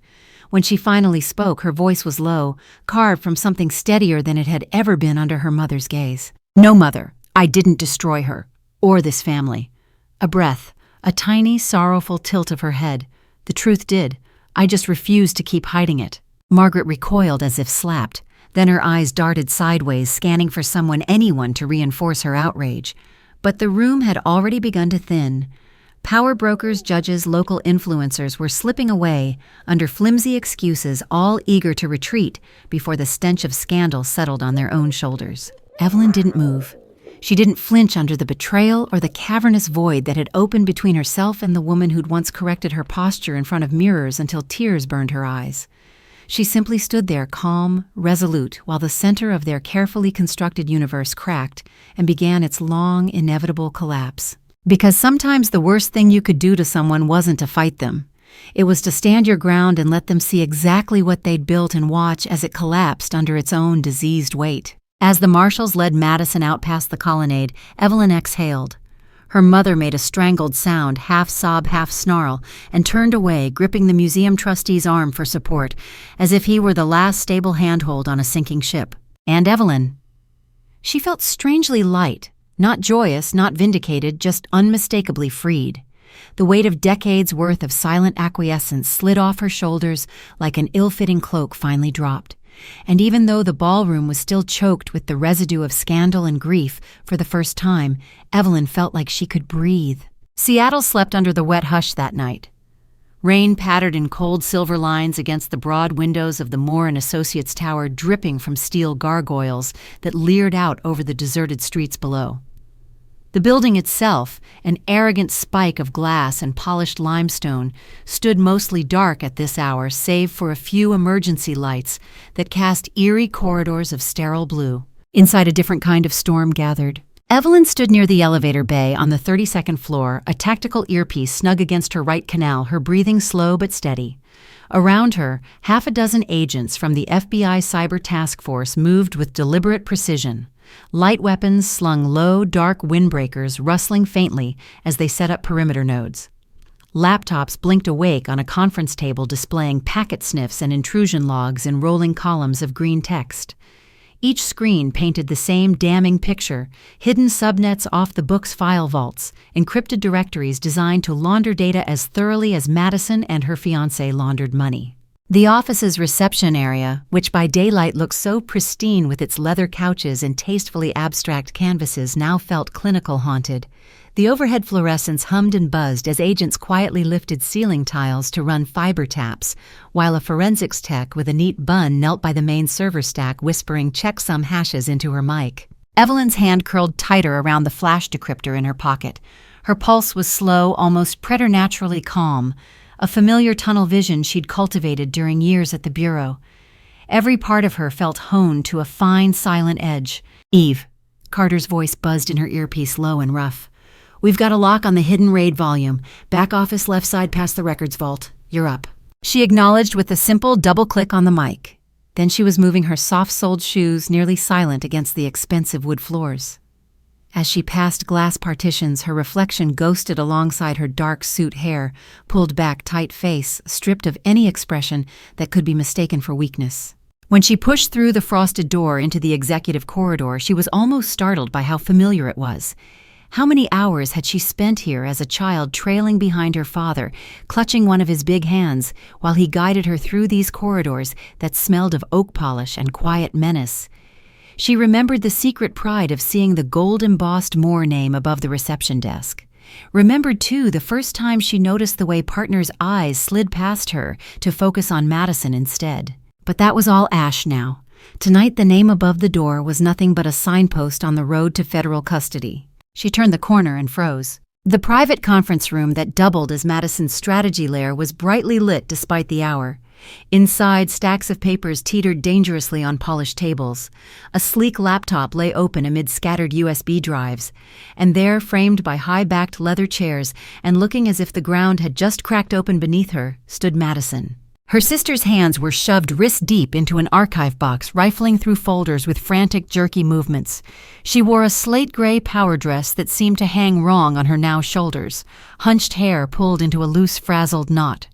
The glossy composure that had always been Madison's armor was gone, replaced by a hunted, raw look that made her seem years older. Madison didn't see Evelyn at first. She snatched up a small stack of thumb drives, her fingers trembling so badly one slipped through and clattered to the floor.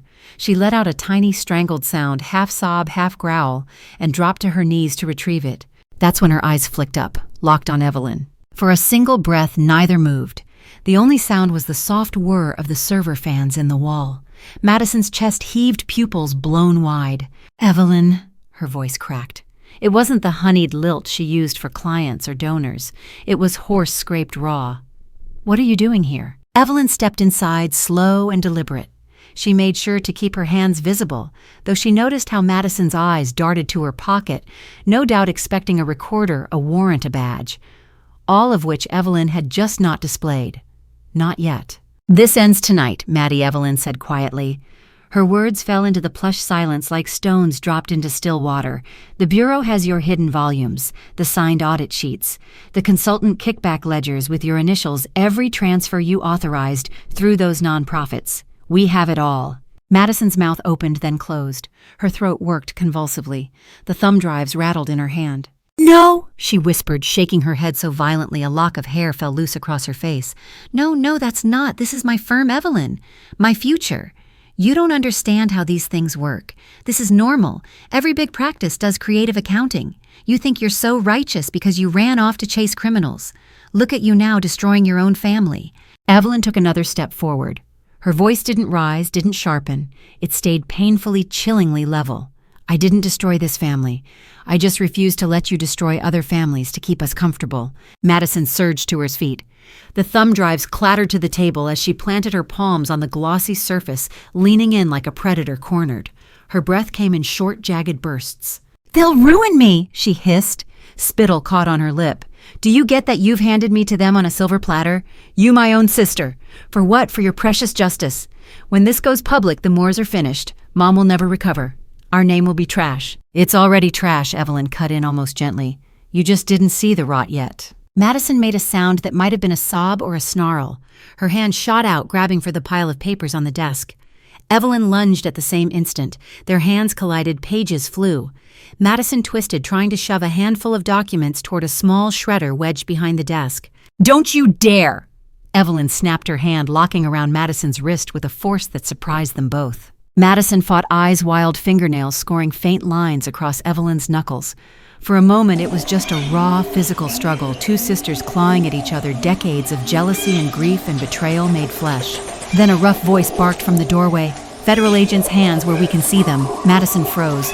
Her chest heaved, sweat breaking across her brow. Evelyn released her grip slowly, letting her sister's arm fall back.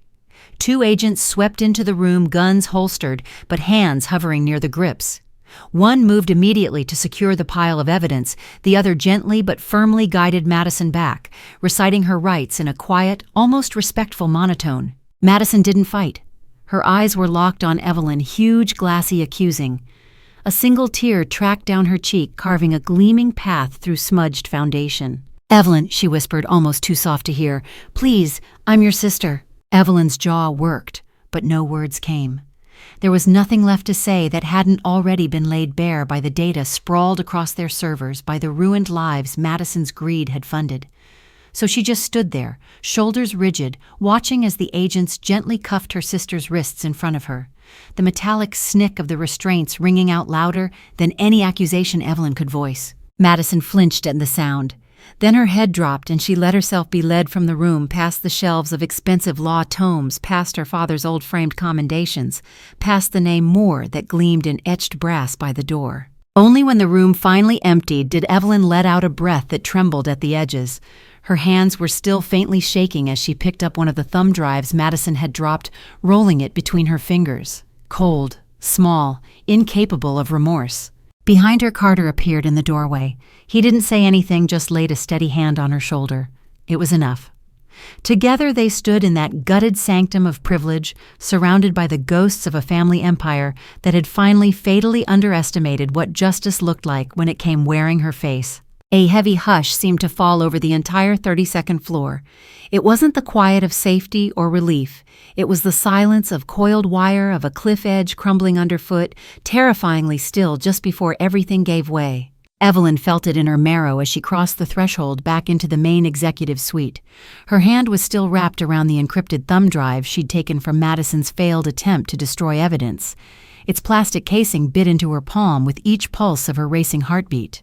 The lights overhead flickered slightly, the building's late-night energy protocols adjusting illumination. Down the hall she could see Carter and 2 bureau techs combing through files.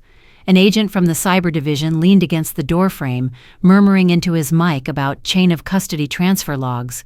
All procedural, all mechanical. Which is why the sharp, breathy sob that cut through that hush sounded so jarringly alive. Evelyn turned. The sound had come from deeper inside Madison's personal office, a sprawling chamber with city views, like a jewel box bookcases that doubled as hidden file drawers, and a sleek gunmetal gray desk that had once belonged to their father. A faint lamp burned in the corner, casting long skeletal shadows across the rug. And there, backlit by the watery Seattle night, stood Madison. Tears streaked down her cheeks, dark lines of mascara like war paint. Her dress was wrinkled shoulders, slumped hair falling out of its once impeccable knot. She was still heartbreakingly beautiful in the way tragedy sometimes lent fragile radiance, but her eyes had gone bright and feverish, darting in restless flicks from corner to corner of the room. Worse was what she held clutched in both trembling hands. A small, semi-auto matte black one Evelyn recognized instantly. It had been their father's. He'd kept it in the bottom drawer of his old cherrywood desk for protection, he used to say with a proud little wink whenever Evelyn spotted it. Madison must have retrieved it after all these years. Their eyes met. Madison's mouth twisted, pain and fury tangling so tightly they couldn't seem to settle on one expression. "You," she breathed. It came out raw, shredded around the edges. Evelyn stopped, dead hands spreading slightly at her sides. The thumb drive slipped from her fingers, hit the carpet with a tiny traitorous click. "Madison." "Don't!" Madison's voice rose sharply. The gun wavered up to center on Evelyn's chest. Her finger hovered outside the trigger guard, dangerous enough given her shivering grip. "Don't you dare use that calm FBI voice on me right now, like I'm some suspect. I'm your sister." "You're holding a gun on me," Evelyn said, her voice barely above a whisper. Her throat felt scraped raw, but she forced each word out. "Madison, listen to yourself. This isn't you." "This is exactly me," Madison snarled, tears rolling unchecked down her cheeks. Her chest heaved with ragged breaths. "The me you never understood. The one who built everything while you ran off to chase criminals like some vigilante. Who held this family together when Dad died. Who made sure Mom didn't lose the house, the firm, our entire goddamn name." Evelyn's hands trembled, now tiny quivers she couldn't hide. Her palms were damp cold. "You didn't hold it together, Madison.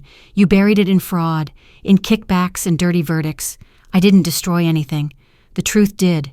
It was always going to come out." Madison let out a strangled laugh. It was a broken, keening sound that barely resembled joy.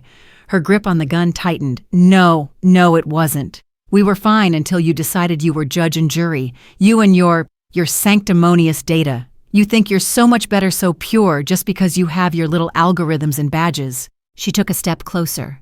The barrel of the gun tracked with her movement, and Evelyn's heart climbed into her throat. A thin thread of reason told her not to bolt. Sudden motion could trigger a flinch, could trigger worse. "I don't want to hurt you," Madison whispered. Her voice broke again, higher this time. "But I've lost everything, Eve. Andrew. The firm. My future. Mom can barely look at me. She's upstairs, practically catatonic. And it's all because of you." Evelyn's own breath stuttered. A single drop of sweat traced a cold path down the middle of her back. "It's because of what you did, and because of what he did. I didn't make that happen, Madison. It was happening all along. I just refused to keep pretending." Madison's face twisted, torn between rage and something so desperate it was almost childlike. "You could have buried it. For me. For us." "I couldn't," Evelyn said. Her voice cracked on the second word. Because then I would have been you. For a beat, the world seemed to hang by a single frayed thread. Madison's hands shook so violently the barrel bobbed. Her eyes glittered wetly under the dim office lamp, haunted and hunted. The gun wavered lower, then jerked back up as fresh tears spilled. I hate you, she sobbed. I hate that you were willing to burn everything down for your precious justice. That you'll get to walk out of here and still be the hero. Evelyn's mouth trembled, but she didn't flinch. I'm not the hero. I'm just not willing to keep living a lie. Madison's scream was small and shredded, not even fully formed. Her finger twitched, brushing the trigger. Evelyn braced eyes, wide heart slamming so hard she felt it in her eardrums. Then the door behind Madison burst inward. FBI dropped the weapon. 2 tactical agents flooded the room, their own sidearms raised, laser dots dancing across Madison's torso. She froze, the gun still pointed at Evelyn's chest. For a terrible heartbeat, Evelyn thought she might pull it out of sheer panic. Madison, drop it! Evelyn's voice cracked a raw, almost inhuman sound. Her hands rose slightly higher, palms out. Please, don't do this. Madison's lip trembled. Her shoulders caved inward. With a strangled sob, she let the gun slip from her hands. It hit the carpet with a muffled thump. The agents surged forward. One hooked Madison's arms behind her back, cuffing her with efficient, almost gentle movements. The other swept up the discarded pistol and cleared the chamber. Madison's legs gave out. She would have collapsed entirely if the agent didn't catch her elbow. Tears streaked her face, mouth open in silent devastation. She turned toward Evelyn one last time, eyes pleading, lost. You should have loved me enough to protect me, she whispered. Evelyn's knees nearly buckled. Her own tears finally broke free, hot tracks down her cheeks. I did love you, she choked out. Just not enough to keep lying. Madison let out a small, broken whimper. Then the agents guided her out of the office, past the heavy mahogany door down the hall where more bureau staff waited. Her soft cries faded into distance, and Evelyn stood there, chest-heaving, salt tears burning into the corners of her mouth, as if she'd been split open from sternum to spine. Around her, the room slowly refilled with agents, cataloging evidence, taking quiet statements. The chaos of justice reasserted itself. But in Evelyn's heart, there was only the echo of Madison's words. And a hollow space where sisterhood used to live, now gutted by truths neither of them could ever bury again. The courtroom was oppressively still, as if the very air had thickened under the weight of so many collective breaths held tight. Overhead fans turned in lazy, almost disdainful rotations, pushing around stale currents heavy with cologne sweat and the metallic tang of nerves. Evelyn sat stiff-backed in the second row behind the government's counsel table, hands clasped so tightly in her lap that her fingers had long ago gone numb. Her shoulders were squared, her head held high, but every so often a subtle shiver ran through her, an involuntary tremor, like the aftershock of a deep internal quake. In front of her, rows of attorneys, reporters, and family acquaintances packed the benches, their faces pale and strained in the courtroom's unflattering light. Cameras weren't allowed, but a sketch artist hunched over her pad with frantic strokes already immortalizing every tense jaw and tear-bright eye. At the defense table, Madison sat between 2 white-collar criminal specialists in custom suits. Her usually immaculate hair had been trimmed into a blunt, practical bob for jail intake. The lines around her eyes seemed deeper, crueler, somehow carved there by restless nights. Evelyn could too easily imagine nights replaying every step that led to this ruin. Andrew sat further down, flanked by his own cadre of attorneys, looking less like the polished judge-to-be and more like a caged animal, shrunken skin sallow under the courtroom's fluorescent fingers, drumming a frantic Morse code against the table edge. The day his bail had been denied, he'd nearly collapsed. Since then, Evelyn had watched the last of his composure fracture by degrees. At the front of the room, the judge flipped through a stack of sentencing guidelines with a slow, almost contemplative deliberation that made the tension unbearable. The murmurs died down entirely. Even the stenographer's mechanical clicks seemed to soften. Then finally the judge set down the papers, adjusted his glasses, fixed his eyes on Madison first. Ms. Madison Moore? He began, his tone grave, but not unkind, simply immutable, as if he were the embodiment of the state's cold, patient hand. You have pled guilty to wire fraud, money laundering, and conspiracy to obstruct justice under the terms of the agreement your counsel negotiated. Madison didn't move. Her face was pale, mouth pressed in a tight line, hands clasped so hard on her lap her knuckles had gone stark white. Evelyn could see the tiniest tremor at the corner of her sister's mouth, though Madison's eyes remained dry, defiant even now. The judge's voice carried through the hushed chamber with all the inevitability of a falling gavel. Considering your lack of prior criminal history, your willingness, belated though it was, to provide partial cooperation, and the extensive restitution arrangements already underway, this court sentences you to 7 years in federal prison. A faint gasp fluttered through the gallery. Madison flinched, her shoulders curling inward just slightly as if some invisible cord had snapped through her spine. Her eyes darted sideways toward her lawyers, then to the exit doors like she might still find a way to run. Evelyn felt something cold settle deeper into her chest. 7 years. Less than she might have expected for the scope of the crimes, but enough. Enough to shatter Madison's sense of invulnerability, to mark the Moore name with a stain that would never fully wash out. The judge turned to Andrew next. His expression didn't soften. "Mr. Andrew Calloway," he intoned, "you stand convicted of accepting bribes as a federal officer of the court, of directing proceeds through illicit channels, and of knowingly sentencing individuals based on compensated influence, an egregious breach of judicial ethics and trust." Andrew's jaw worked like he might argue even now, but no words emerged. "This court finds your actions among the most serious betrayals of public confidence," the judge continued, each syllable a quiet hammer blow. "Accordingly, you are hereby sentenced to 14 years in federal custody." A muffled sob burst from somewhere behind Evelyn, a woman Evelyn vaguely recognized as Andrew's aunt, clutching a crumpled tissue to her mouth. Andrew's shoulders sank. His mouth opened closed, then he simply lowered his head, staring at the polished table as if it might swallow him whole. The bailiffs moved in quietly, not with sudden force, but with an inexorable professionalism that made Madison finally start. She twisted half out of her chair, her breath catching in little ragged jerks. Her hands scrabbled at the table, leaving ghost smears of sweat on the wood. "Please," Madison's voice cracked out high and thin, breaking on the last syllable. "Please, there must be some way." But the deputies only secured her hands, murmured perfunctory instructions. One lightly took her elbow, guiding her to her feet. The cuffs were almost gentle, slim rings of metal that still made Evelyn's stomach twist when they clicked closed around Madison's wrists. The room seemed to exhale all at once. Evelyn realized she was breathing shallowly, that every muscle in her body hurt from tension.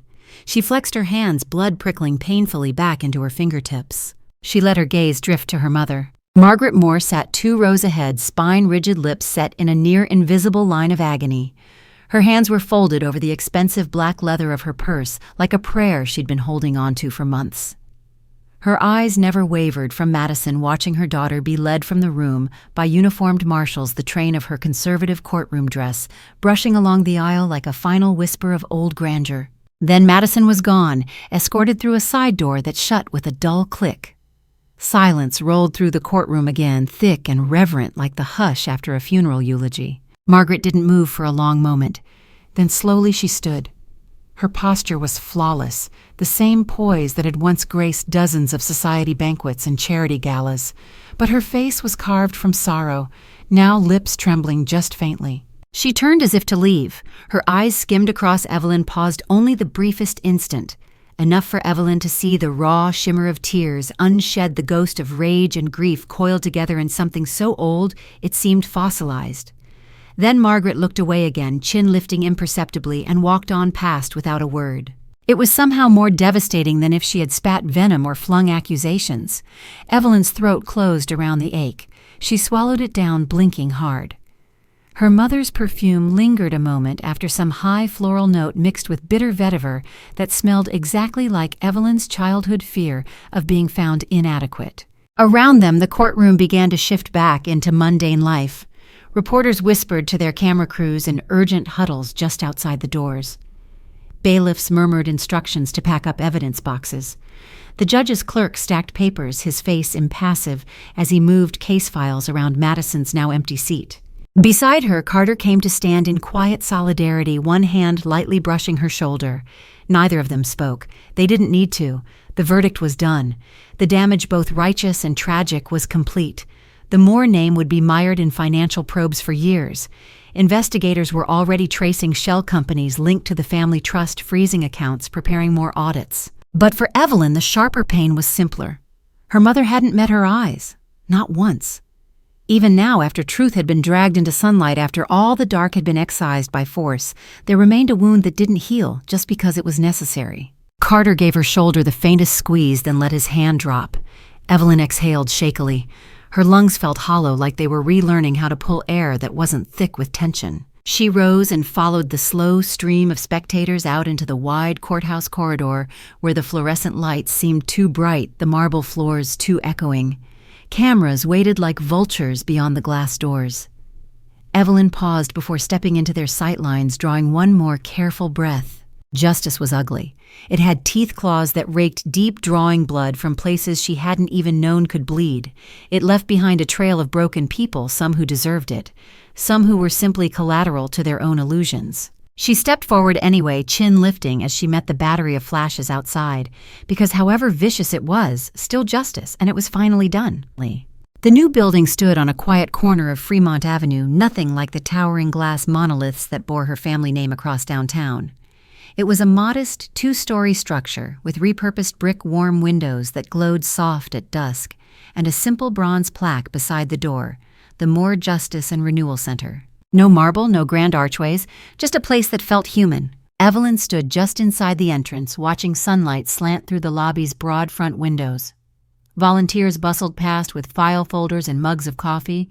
A student intern wrestled with a recalcitrant copier near the front desk. On a low couch, two men in work jackets leaned together over a battered resume template, laughing softly about how one of them had spelled carpenter wrong 3 different ways. It was chaos and gentle and utterly unlike anything she'd ever associated with the Moore legacy. It made something tight in her chest loosen a fraction more each day. Her office here was small, barely larger than a walk-in closet at the old Moore & Associates tower. There were no hushed secretaries, no polished mahogany conference tables, just a second-hand desk cluttered with legal aid pamphlets, a corkboard peppered with sticky notes, and a single battered photo of Evelyn with Carter and their original FBI cyber team grinning like fools over pizza boxes after a multi-state bust. On her shelves, alongside volumes on forensic data law and community reentry policy, were hand-lettered thank you cards, little folded notes on drugstore stock, each one written by a person who'd once been lost inside the system she'd helped dismantle, and who now walked free, building something closer to hope. Today, the lobby was a tide of faces she'd come to know well. The new center had only been open 6 months, but word had spread quickly. Former defendants she'd helped clear through forensic AI data were coming by not just for vocational coaching or to finalize expungement paperwork, but to simply be here, to stand on the other side of justice in a place that didn't treat them like a case file or a cautionary tale. A small commotion near the door drew her eye. A man with calloused hands and a new shirt buttoned all the way to the throat shuffled forward, holding a little girl's hand. His name was Robert Alvarez, falsely implicated by a bribed judge for an armed robbery he hadn't committed. She'd seen his arrest footage countless times in prep sessions, the sheer bewilderment on his face when cuffs snapped around his wrists. Now he approached her with that same stunned reverence she'd seen from so many, like he still wasn't sure this was real. "Director Moore," he said, his voice a rasp. Then he corrected himself, cheeks flushing. "Sorry, Evelyn. I keep forgetting you said it's just Evelyn here." She smiled. "That's right, no titles between us." He nodded, swallowing hard. His daughter peeked around his leg, bright brown eyes huge with curiosity. "We just wanted to say thank you. They offered me a full-time contract at the machine shop last week. First real work I've had since—" His voice hitched, eyes glassing over. "Since before they took me away." Evelyn reached out and took his hand. It was rough, trembling, but his grip was strong, real, present. "That's everything, Robert. That's why we built this place." He blinked furiously, then abruptly pulled her into a hug so tight it startled her. For a beat, she stiffened old instincts, the same tension that always seized her before a courtroom verdict.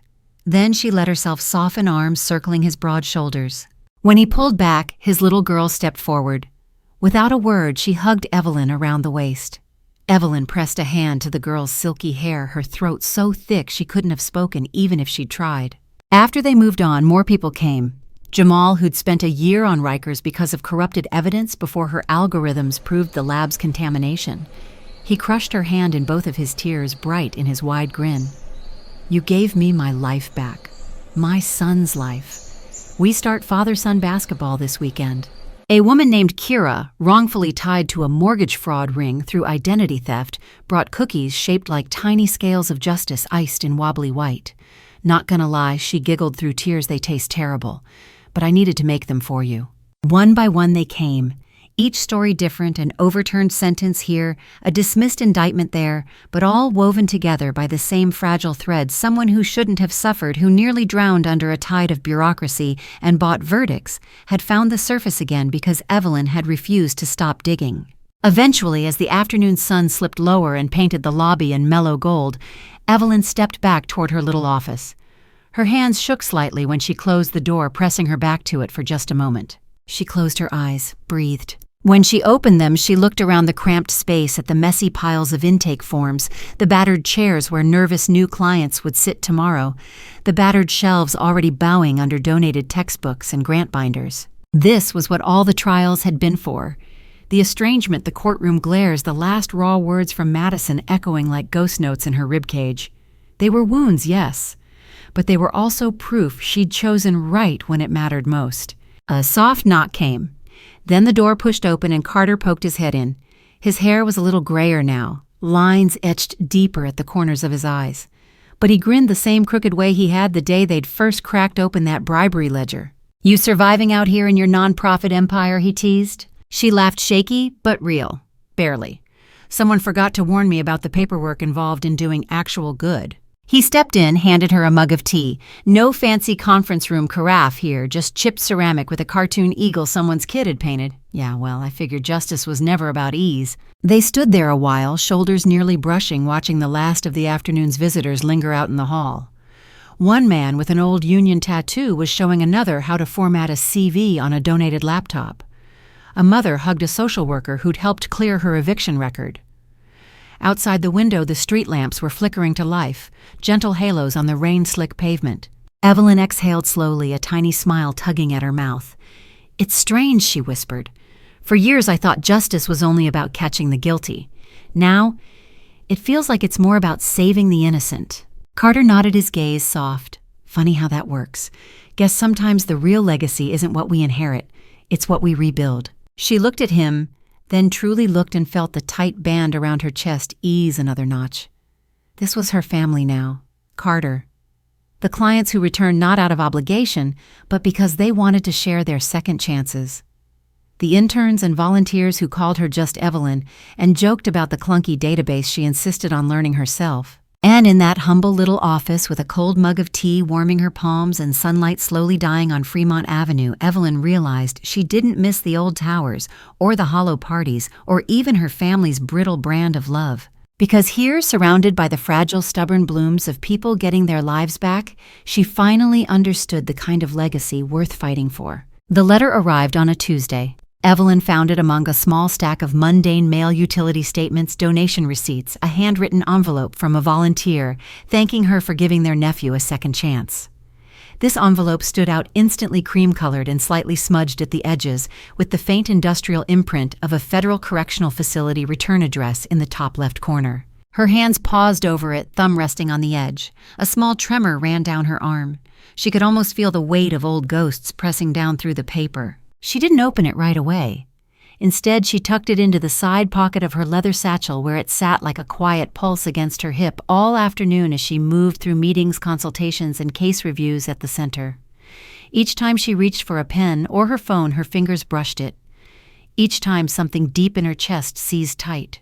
By the time she finally settled on the bench outside her modest office, a low wooden slat under a vine-wrapped pergola, the sun had slipped behind the Seattle skyline, setting the world ablaze with molten hues of tangerine and blood orange. The last warmth of daylight spilled across her lap as she unfolded the letter. Madison's handwriting was unmistakable even in its altered form.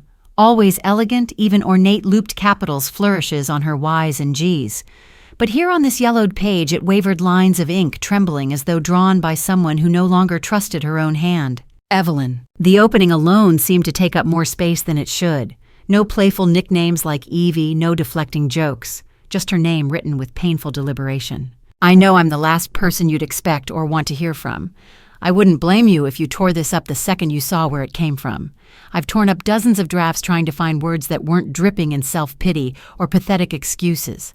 I'm not sure this one is any better." Evelyn's chest tightened. She could hear Madison's voice behind the words, stripped of its usual lacquer. Being in here strips you down. All the performances we were raised to perfect, all the charming smiles and cunning pivots, they don't mean anything in a place like this. Here I'm just inmate number 74491. Not a Moore, not a prodigy, not a prize, just a woman who failed spectacularly. The paper rustled as Evelyn's hands shifted. The sky above her bench had faded into a soft bruise, the first evening star's tentative pinpricks against its skin. You probably still don't believe I ever felt trapped by all of it. I used to think that too, that I was choosing every charity gala, every photo op, every carefully calculated client. But sitting in this cell day after day, I've started to see the difference between what I wanted and what I was programmed to need. I wanted to be enough. Enough for Dad, enough for Mom, enough for the firm. Enough that nobody ever looked past me the way they always seemed to look past you. I know you felt it, Ev, that heat in the back of your neck when their eyes slid by. But what I never told you was I felt it too. It just burned me in a different way. I wasn't allowed to fail. So I found ways to never have to, no matter the cost. Evelyn pressed her palm to her chest. Her pulse fluttered there, fragile. The old ache bloomed wide across her ribcage, not because it was new, but because it was finally named. I won't pretend this letter fixes what I did. I stole people's futures. I let innocent lives be crushed under verdicts bought and paid for because it meant our family wouldn't lose its place on that pedestal. I broke your heart too, didn't I? Not just because I betrayed the law you care so much about, but because I let you think I never saw you at all. A tear slipped down Evelyn's cheek, landing on the paper and blurring the bottom loop of a delicate lowercase g. I did see you, Evelyn, every single day. I saw how hard you worked, how quietly brilliant you were, how you carved out a space for truth, even when the rest of us were content to wallpaper over it. I envied you. Maybe that's why it was so easy to turn my hurt into cruelty. I don't deserve forgiveness. I doubt I ever will. But I hope someday when you think of me, it's not just the sister who mocked your passions or the criminal who tried to keep her ivory tower intact. Maybe you'll remember I was also a scared girl in a sparkly dress standing beside you at Father's memorial, clutching your hand so hard because I was terrified I'd shatter without you. The page quivered. Evelyn realized her hand was trembling so badly the paper fluttered like a fragile leaf caught in a nervous gust. I'm sorry, Eve, not because I got caught or because it's convenient to say in here. I'm sorry because I let being perfect matter more than being good. You were always good, even when I gave you every reason not to be. Your sister Madison. Evelyn let the letter drop into her lap. Her throat was thick with grief so old it felt fossilized, cracking open now under the careful scalpel of Madison's confession. She tilted her head back, staring at where dusk had deepened into a dome of navy velvet pricked by timid stars. Her eyes burned, blurring the sky until it looked like a swirl of watery light. What did forgiveness look like? She didn't know. Maybe it wasn't some grand, sweeping absolution. Maybe it was just this moment sitting under the evening sky, the words of a sister who had finally stopped performing, finally stripped herself bare enough to admit she was breakable.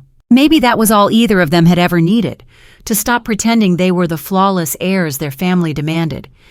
To admit that love was more complicated, messy, fragile, and sometimes more powerful when it was given without conditions.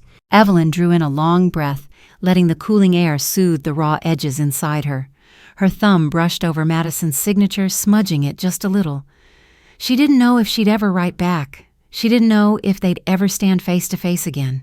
But for tonight, it was enough to simply hold the letter against her chest, eyes closed, feeling the ghost of her sister's hand intertwined with hers once more. The world around her faded into a gentle hush, and somewhere in the distance a soft wind carried the scent of rain, clean, unburdened, and full of small, tender promises. Evelyn had just finished a long intake interview, an older man wrongfully evicted during a quiet bankruptcy scheme, now shyly clutching a new housing referral like it was a golden ticket when she stepped out into the lobby of the Moore Justice and Renewal Center and felt the entire world pull sideways. Her mother stood there. Margaret Moore, once the unflappable matron of Seattle's legal high society who could glide through 4 back-to-back charity balls without smudging her lipstick. Margaret, whose laugh had always seemed a shade too bright, whose critiques about Evelyn's posture or unpolished conversation had cut sharper than any stranger's blade. Margaret, who hadn't met her eyes once during the sentencing, who had walked out of that courtroom in silence, chin held cruelly high. Now she looked impossibly small. Margaret hovered by the doorway, half shadowed by the potted ficus that usually made first-time clients smile, because someone had hung tiny wooden birds from its branches. She wore a simple navy coat that dwarfed her slight shoulders. Her silver hair was styled but softer, not lacquered into its old imperious helmet. In her hands trembled a modest bundle of daisies wrapped in brown paper. Evelyn stopped cold. The folders in her arms slid slightly, and she gripped them tighter as though they might anchor her to the floor. Her breath came shallow, a quiet tremor in her throat. For a moment she thought she might simply turn and flee into her office. Then her mother's eyes found hers, and for the first time in Evelyn's memory, Margaret's gaze wasn't cool or measuring or artfully distant. It was raw, wet with tears already gathered, terrified. "Evelyn," she whispered, her voice cracking on the second syllable. Evelyn swallowed. 1,000 retorts and wounds clambered up her throat, old reflexes honed over decades of being the daughter who never quite fit.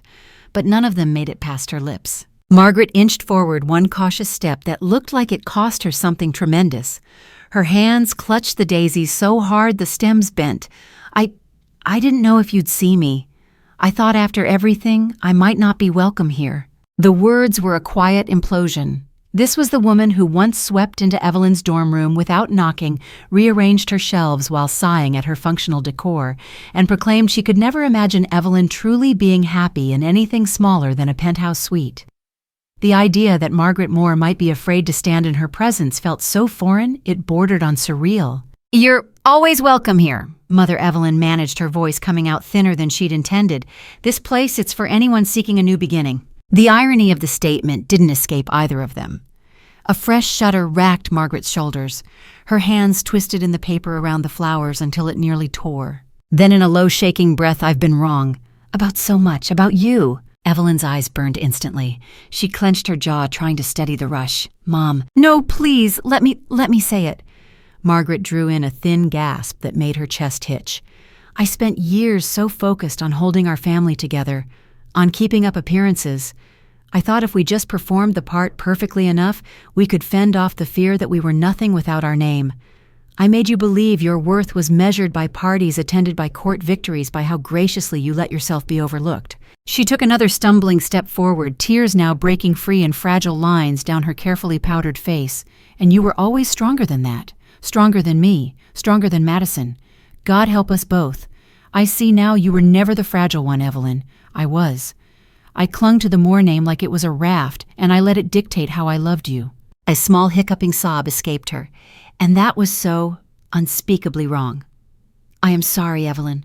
From the deepest place I have, I'm so sorry I made you feel small when you were the very thing holding our broken world upright." Evelyn couldn't speak. Her throat had closed too tightly. Her hands fell uselessly to her sides, folders slipping in a muted cascade to the floor. The tears blurred everything, turning the gentle lobby lights into watery halos. Margaret extended the daisies with both trembling hands. "These aren't much," she whispered.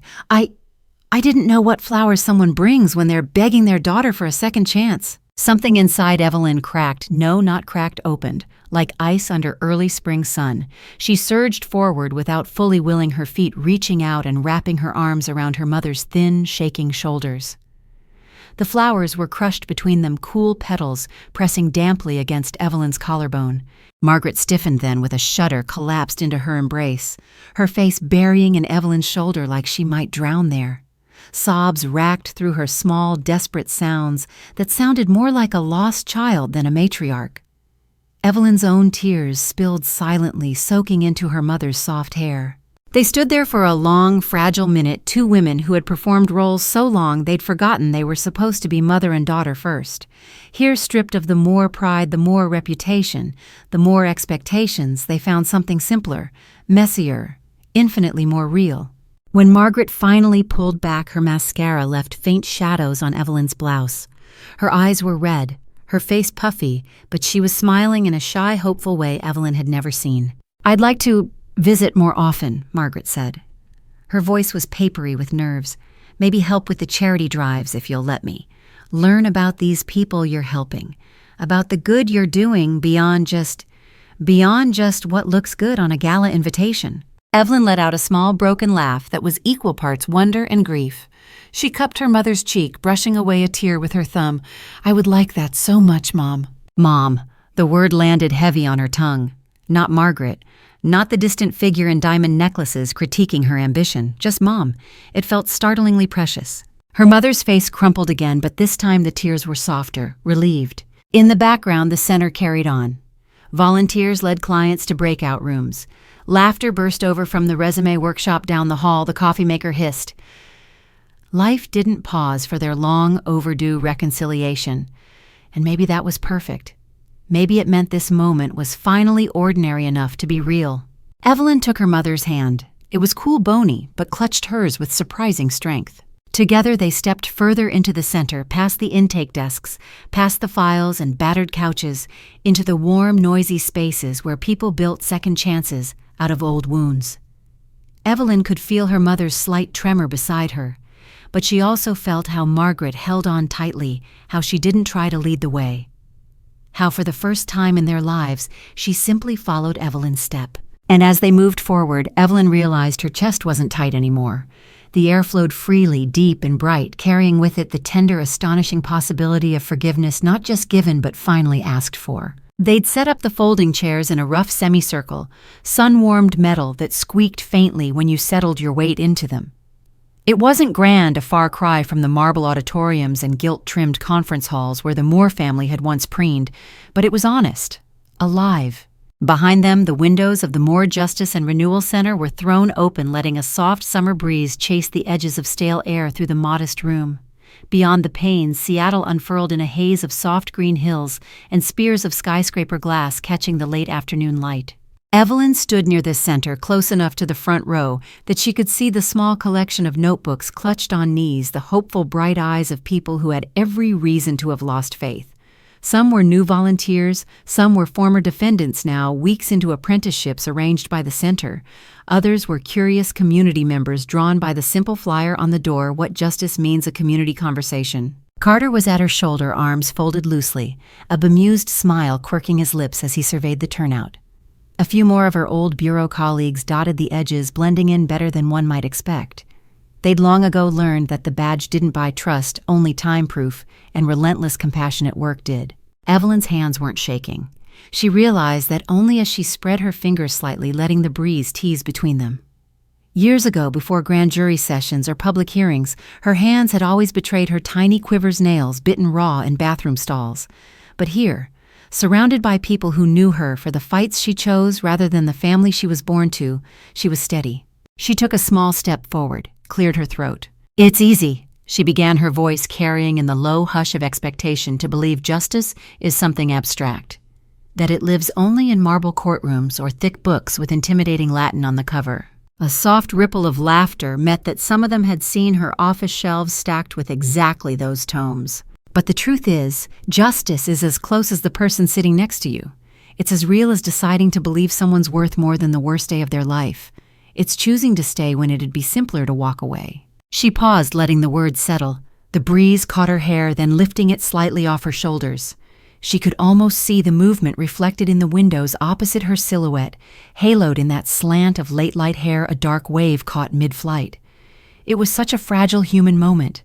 Nothing posed, nothing perfect. "I spent most of my life thinking justice was a sword," Evelyn continued, her tone dipping low, intimate now, "that it was about finding who to cut down, what rot to carve out. But standing here after everything her voice caught and Carter's warm presence by her side grounded her again. I think maybe justice is more like a hand reaching back, to pull someone forward, to give them a chance to stand and breathe and try again." Silence lapped gently at the edges of her words. Then a quiet clap began, one pair of hands, then another. Soon it swelled low and genuine, not the forced ovations of charity banquets, but the steady percussion of people who understood they weren't just applauding her, they were clapping for themselves, for each other, for the possibility that tomorrow could look different. She smiled then, a slow, true smile that softened the hard lines around her mouth. As the applause faded, people began to talk, small knots forming, old clients telling nervous newcomers how their records had been cleared, a volunteer showing someone how to fill out an apprenticeship application, laughter breaking like sun rays in unexpected places. Carter nudged her lightly. "Good speech. Little less Latin than your old ones." She let out a small laugh that felt like unclenching a fist she hadn't realized was still balled tight. "Guess I finally learned who I'm actually talking to." "Funny thing," he said, his eyes crinkling, "so have they." A few kids darted past, then someone's son and daughter racing between chairs, their giggles bright as wind chimes.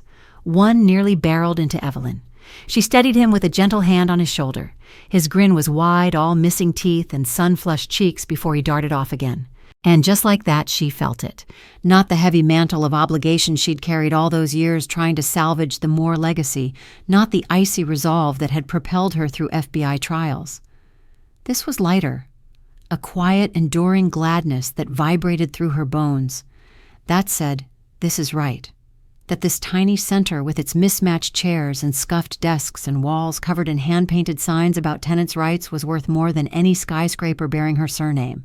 Her eyes drifted around the room over Carter, over Robert Alvarez talking animatedly to a couple about union wages, over Jamal helping stack used coffee cups, over Kira, who'd brought another batch of lopsided justice cookies, over her mother standing near the doorway in a simple floral dress, laughing softly with one of the interns as they looked over next month's outreach flyers. This was family. Not because they shared blood or Christmases past or hushed dinners under chandeliers, but because when Evelyn had stood in the raw light of truth stripped bare of all illusions, these were the people who had stayed, who had chosen her and whom she in turn had chosen again and again. A photographer from the local nonprofit paper raised his camera just then, trying to capture a candid slice of the event.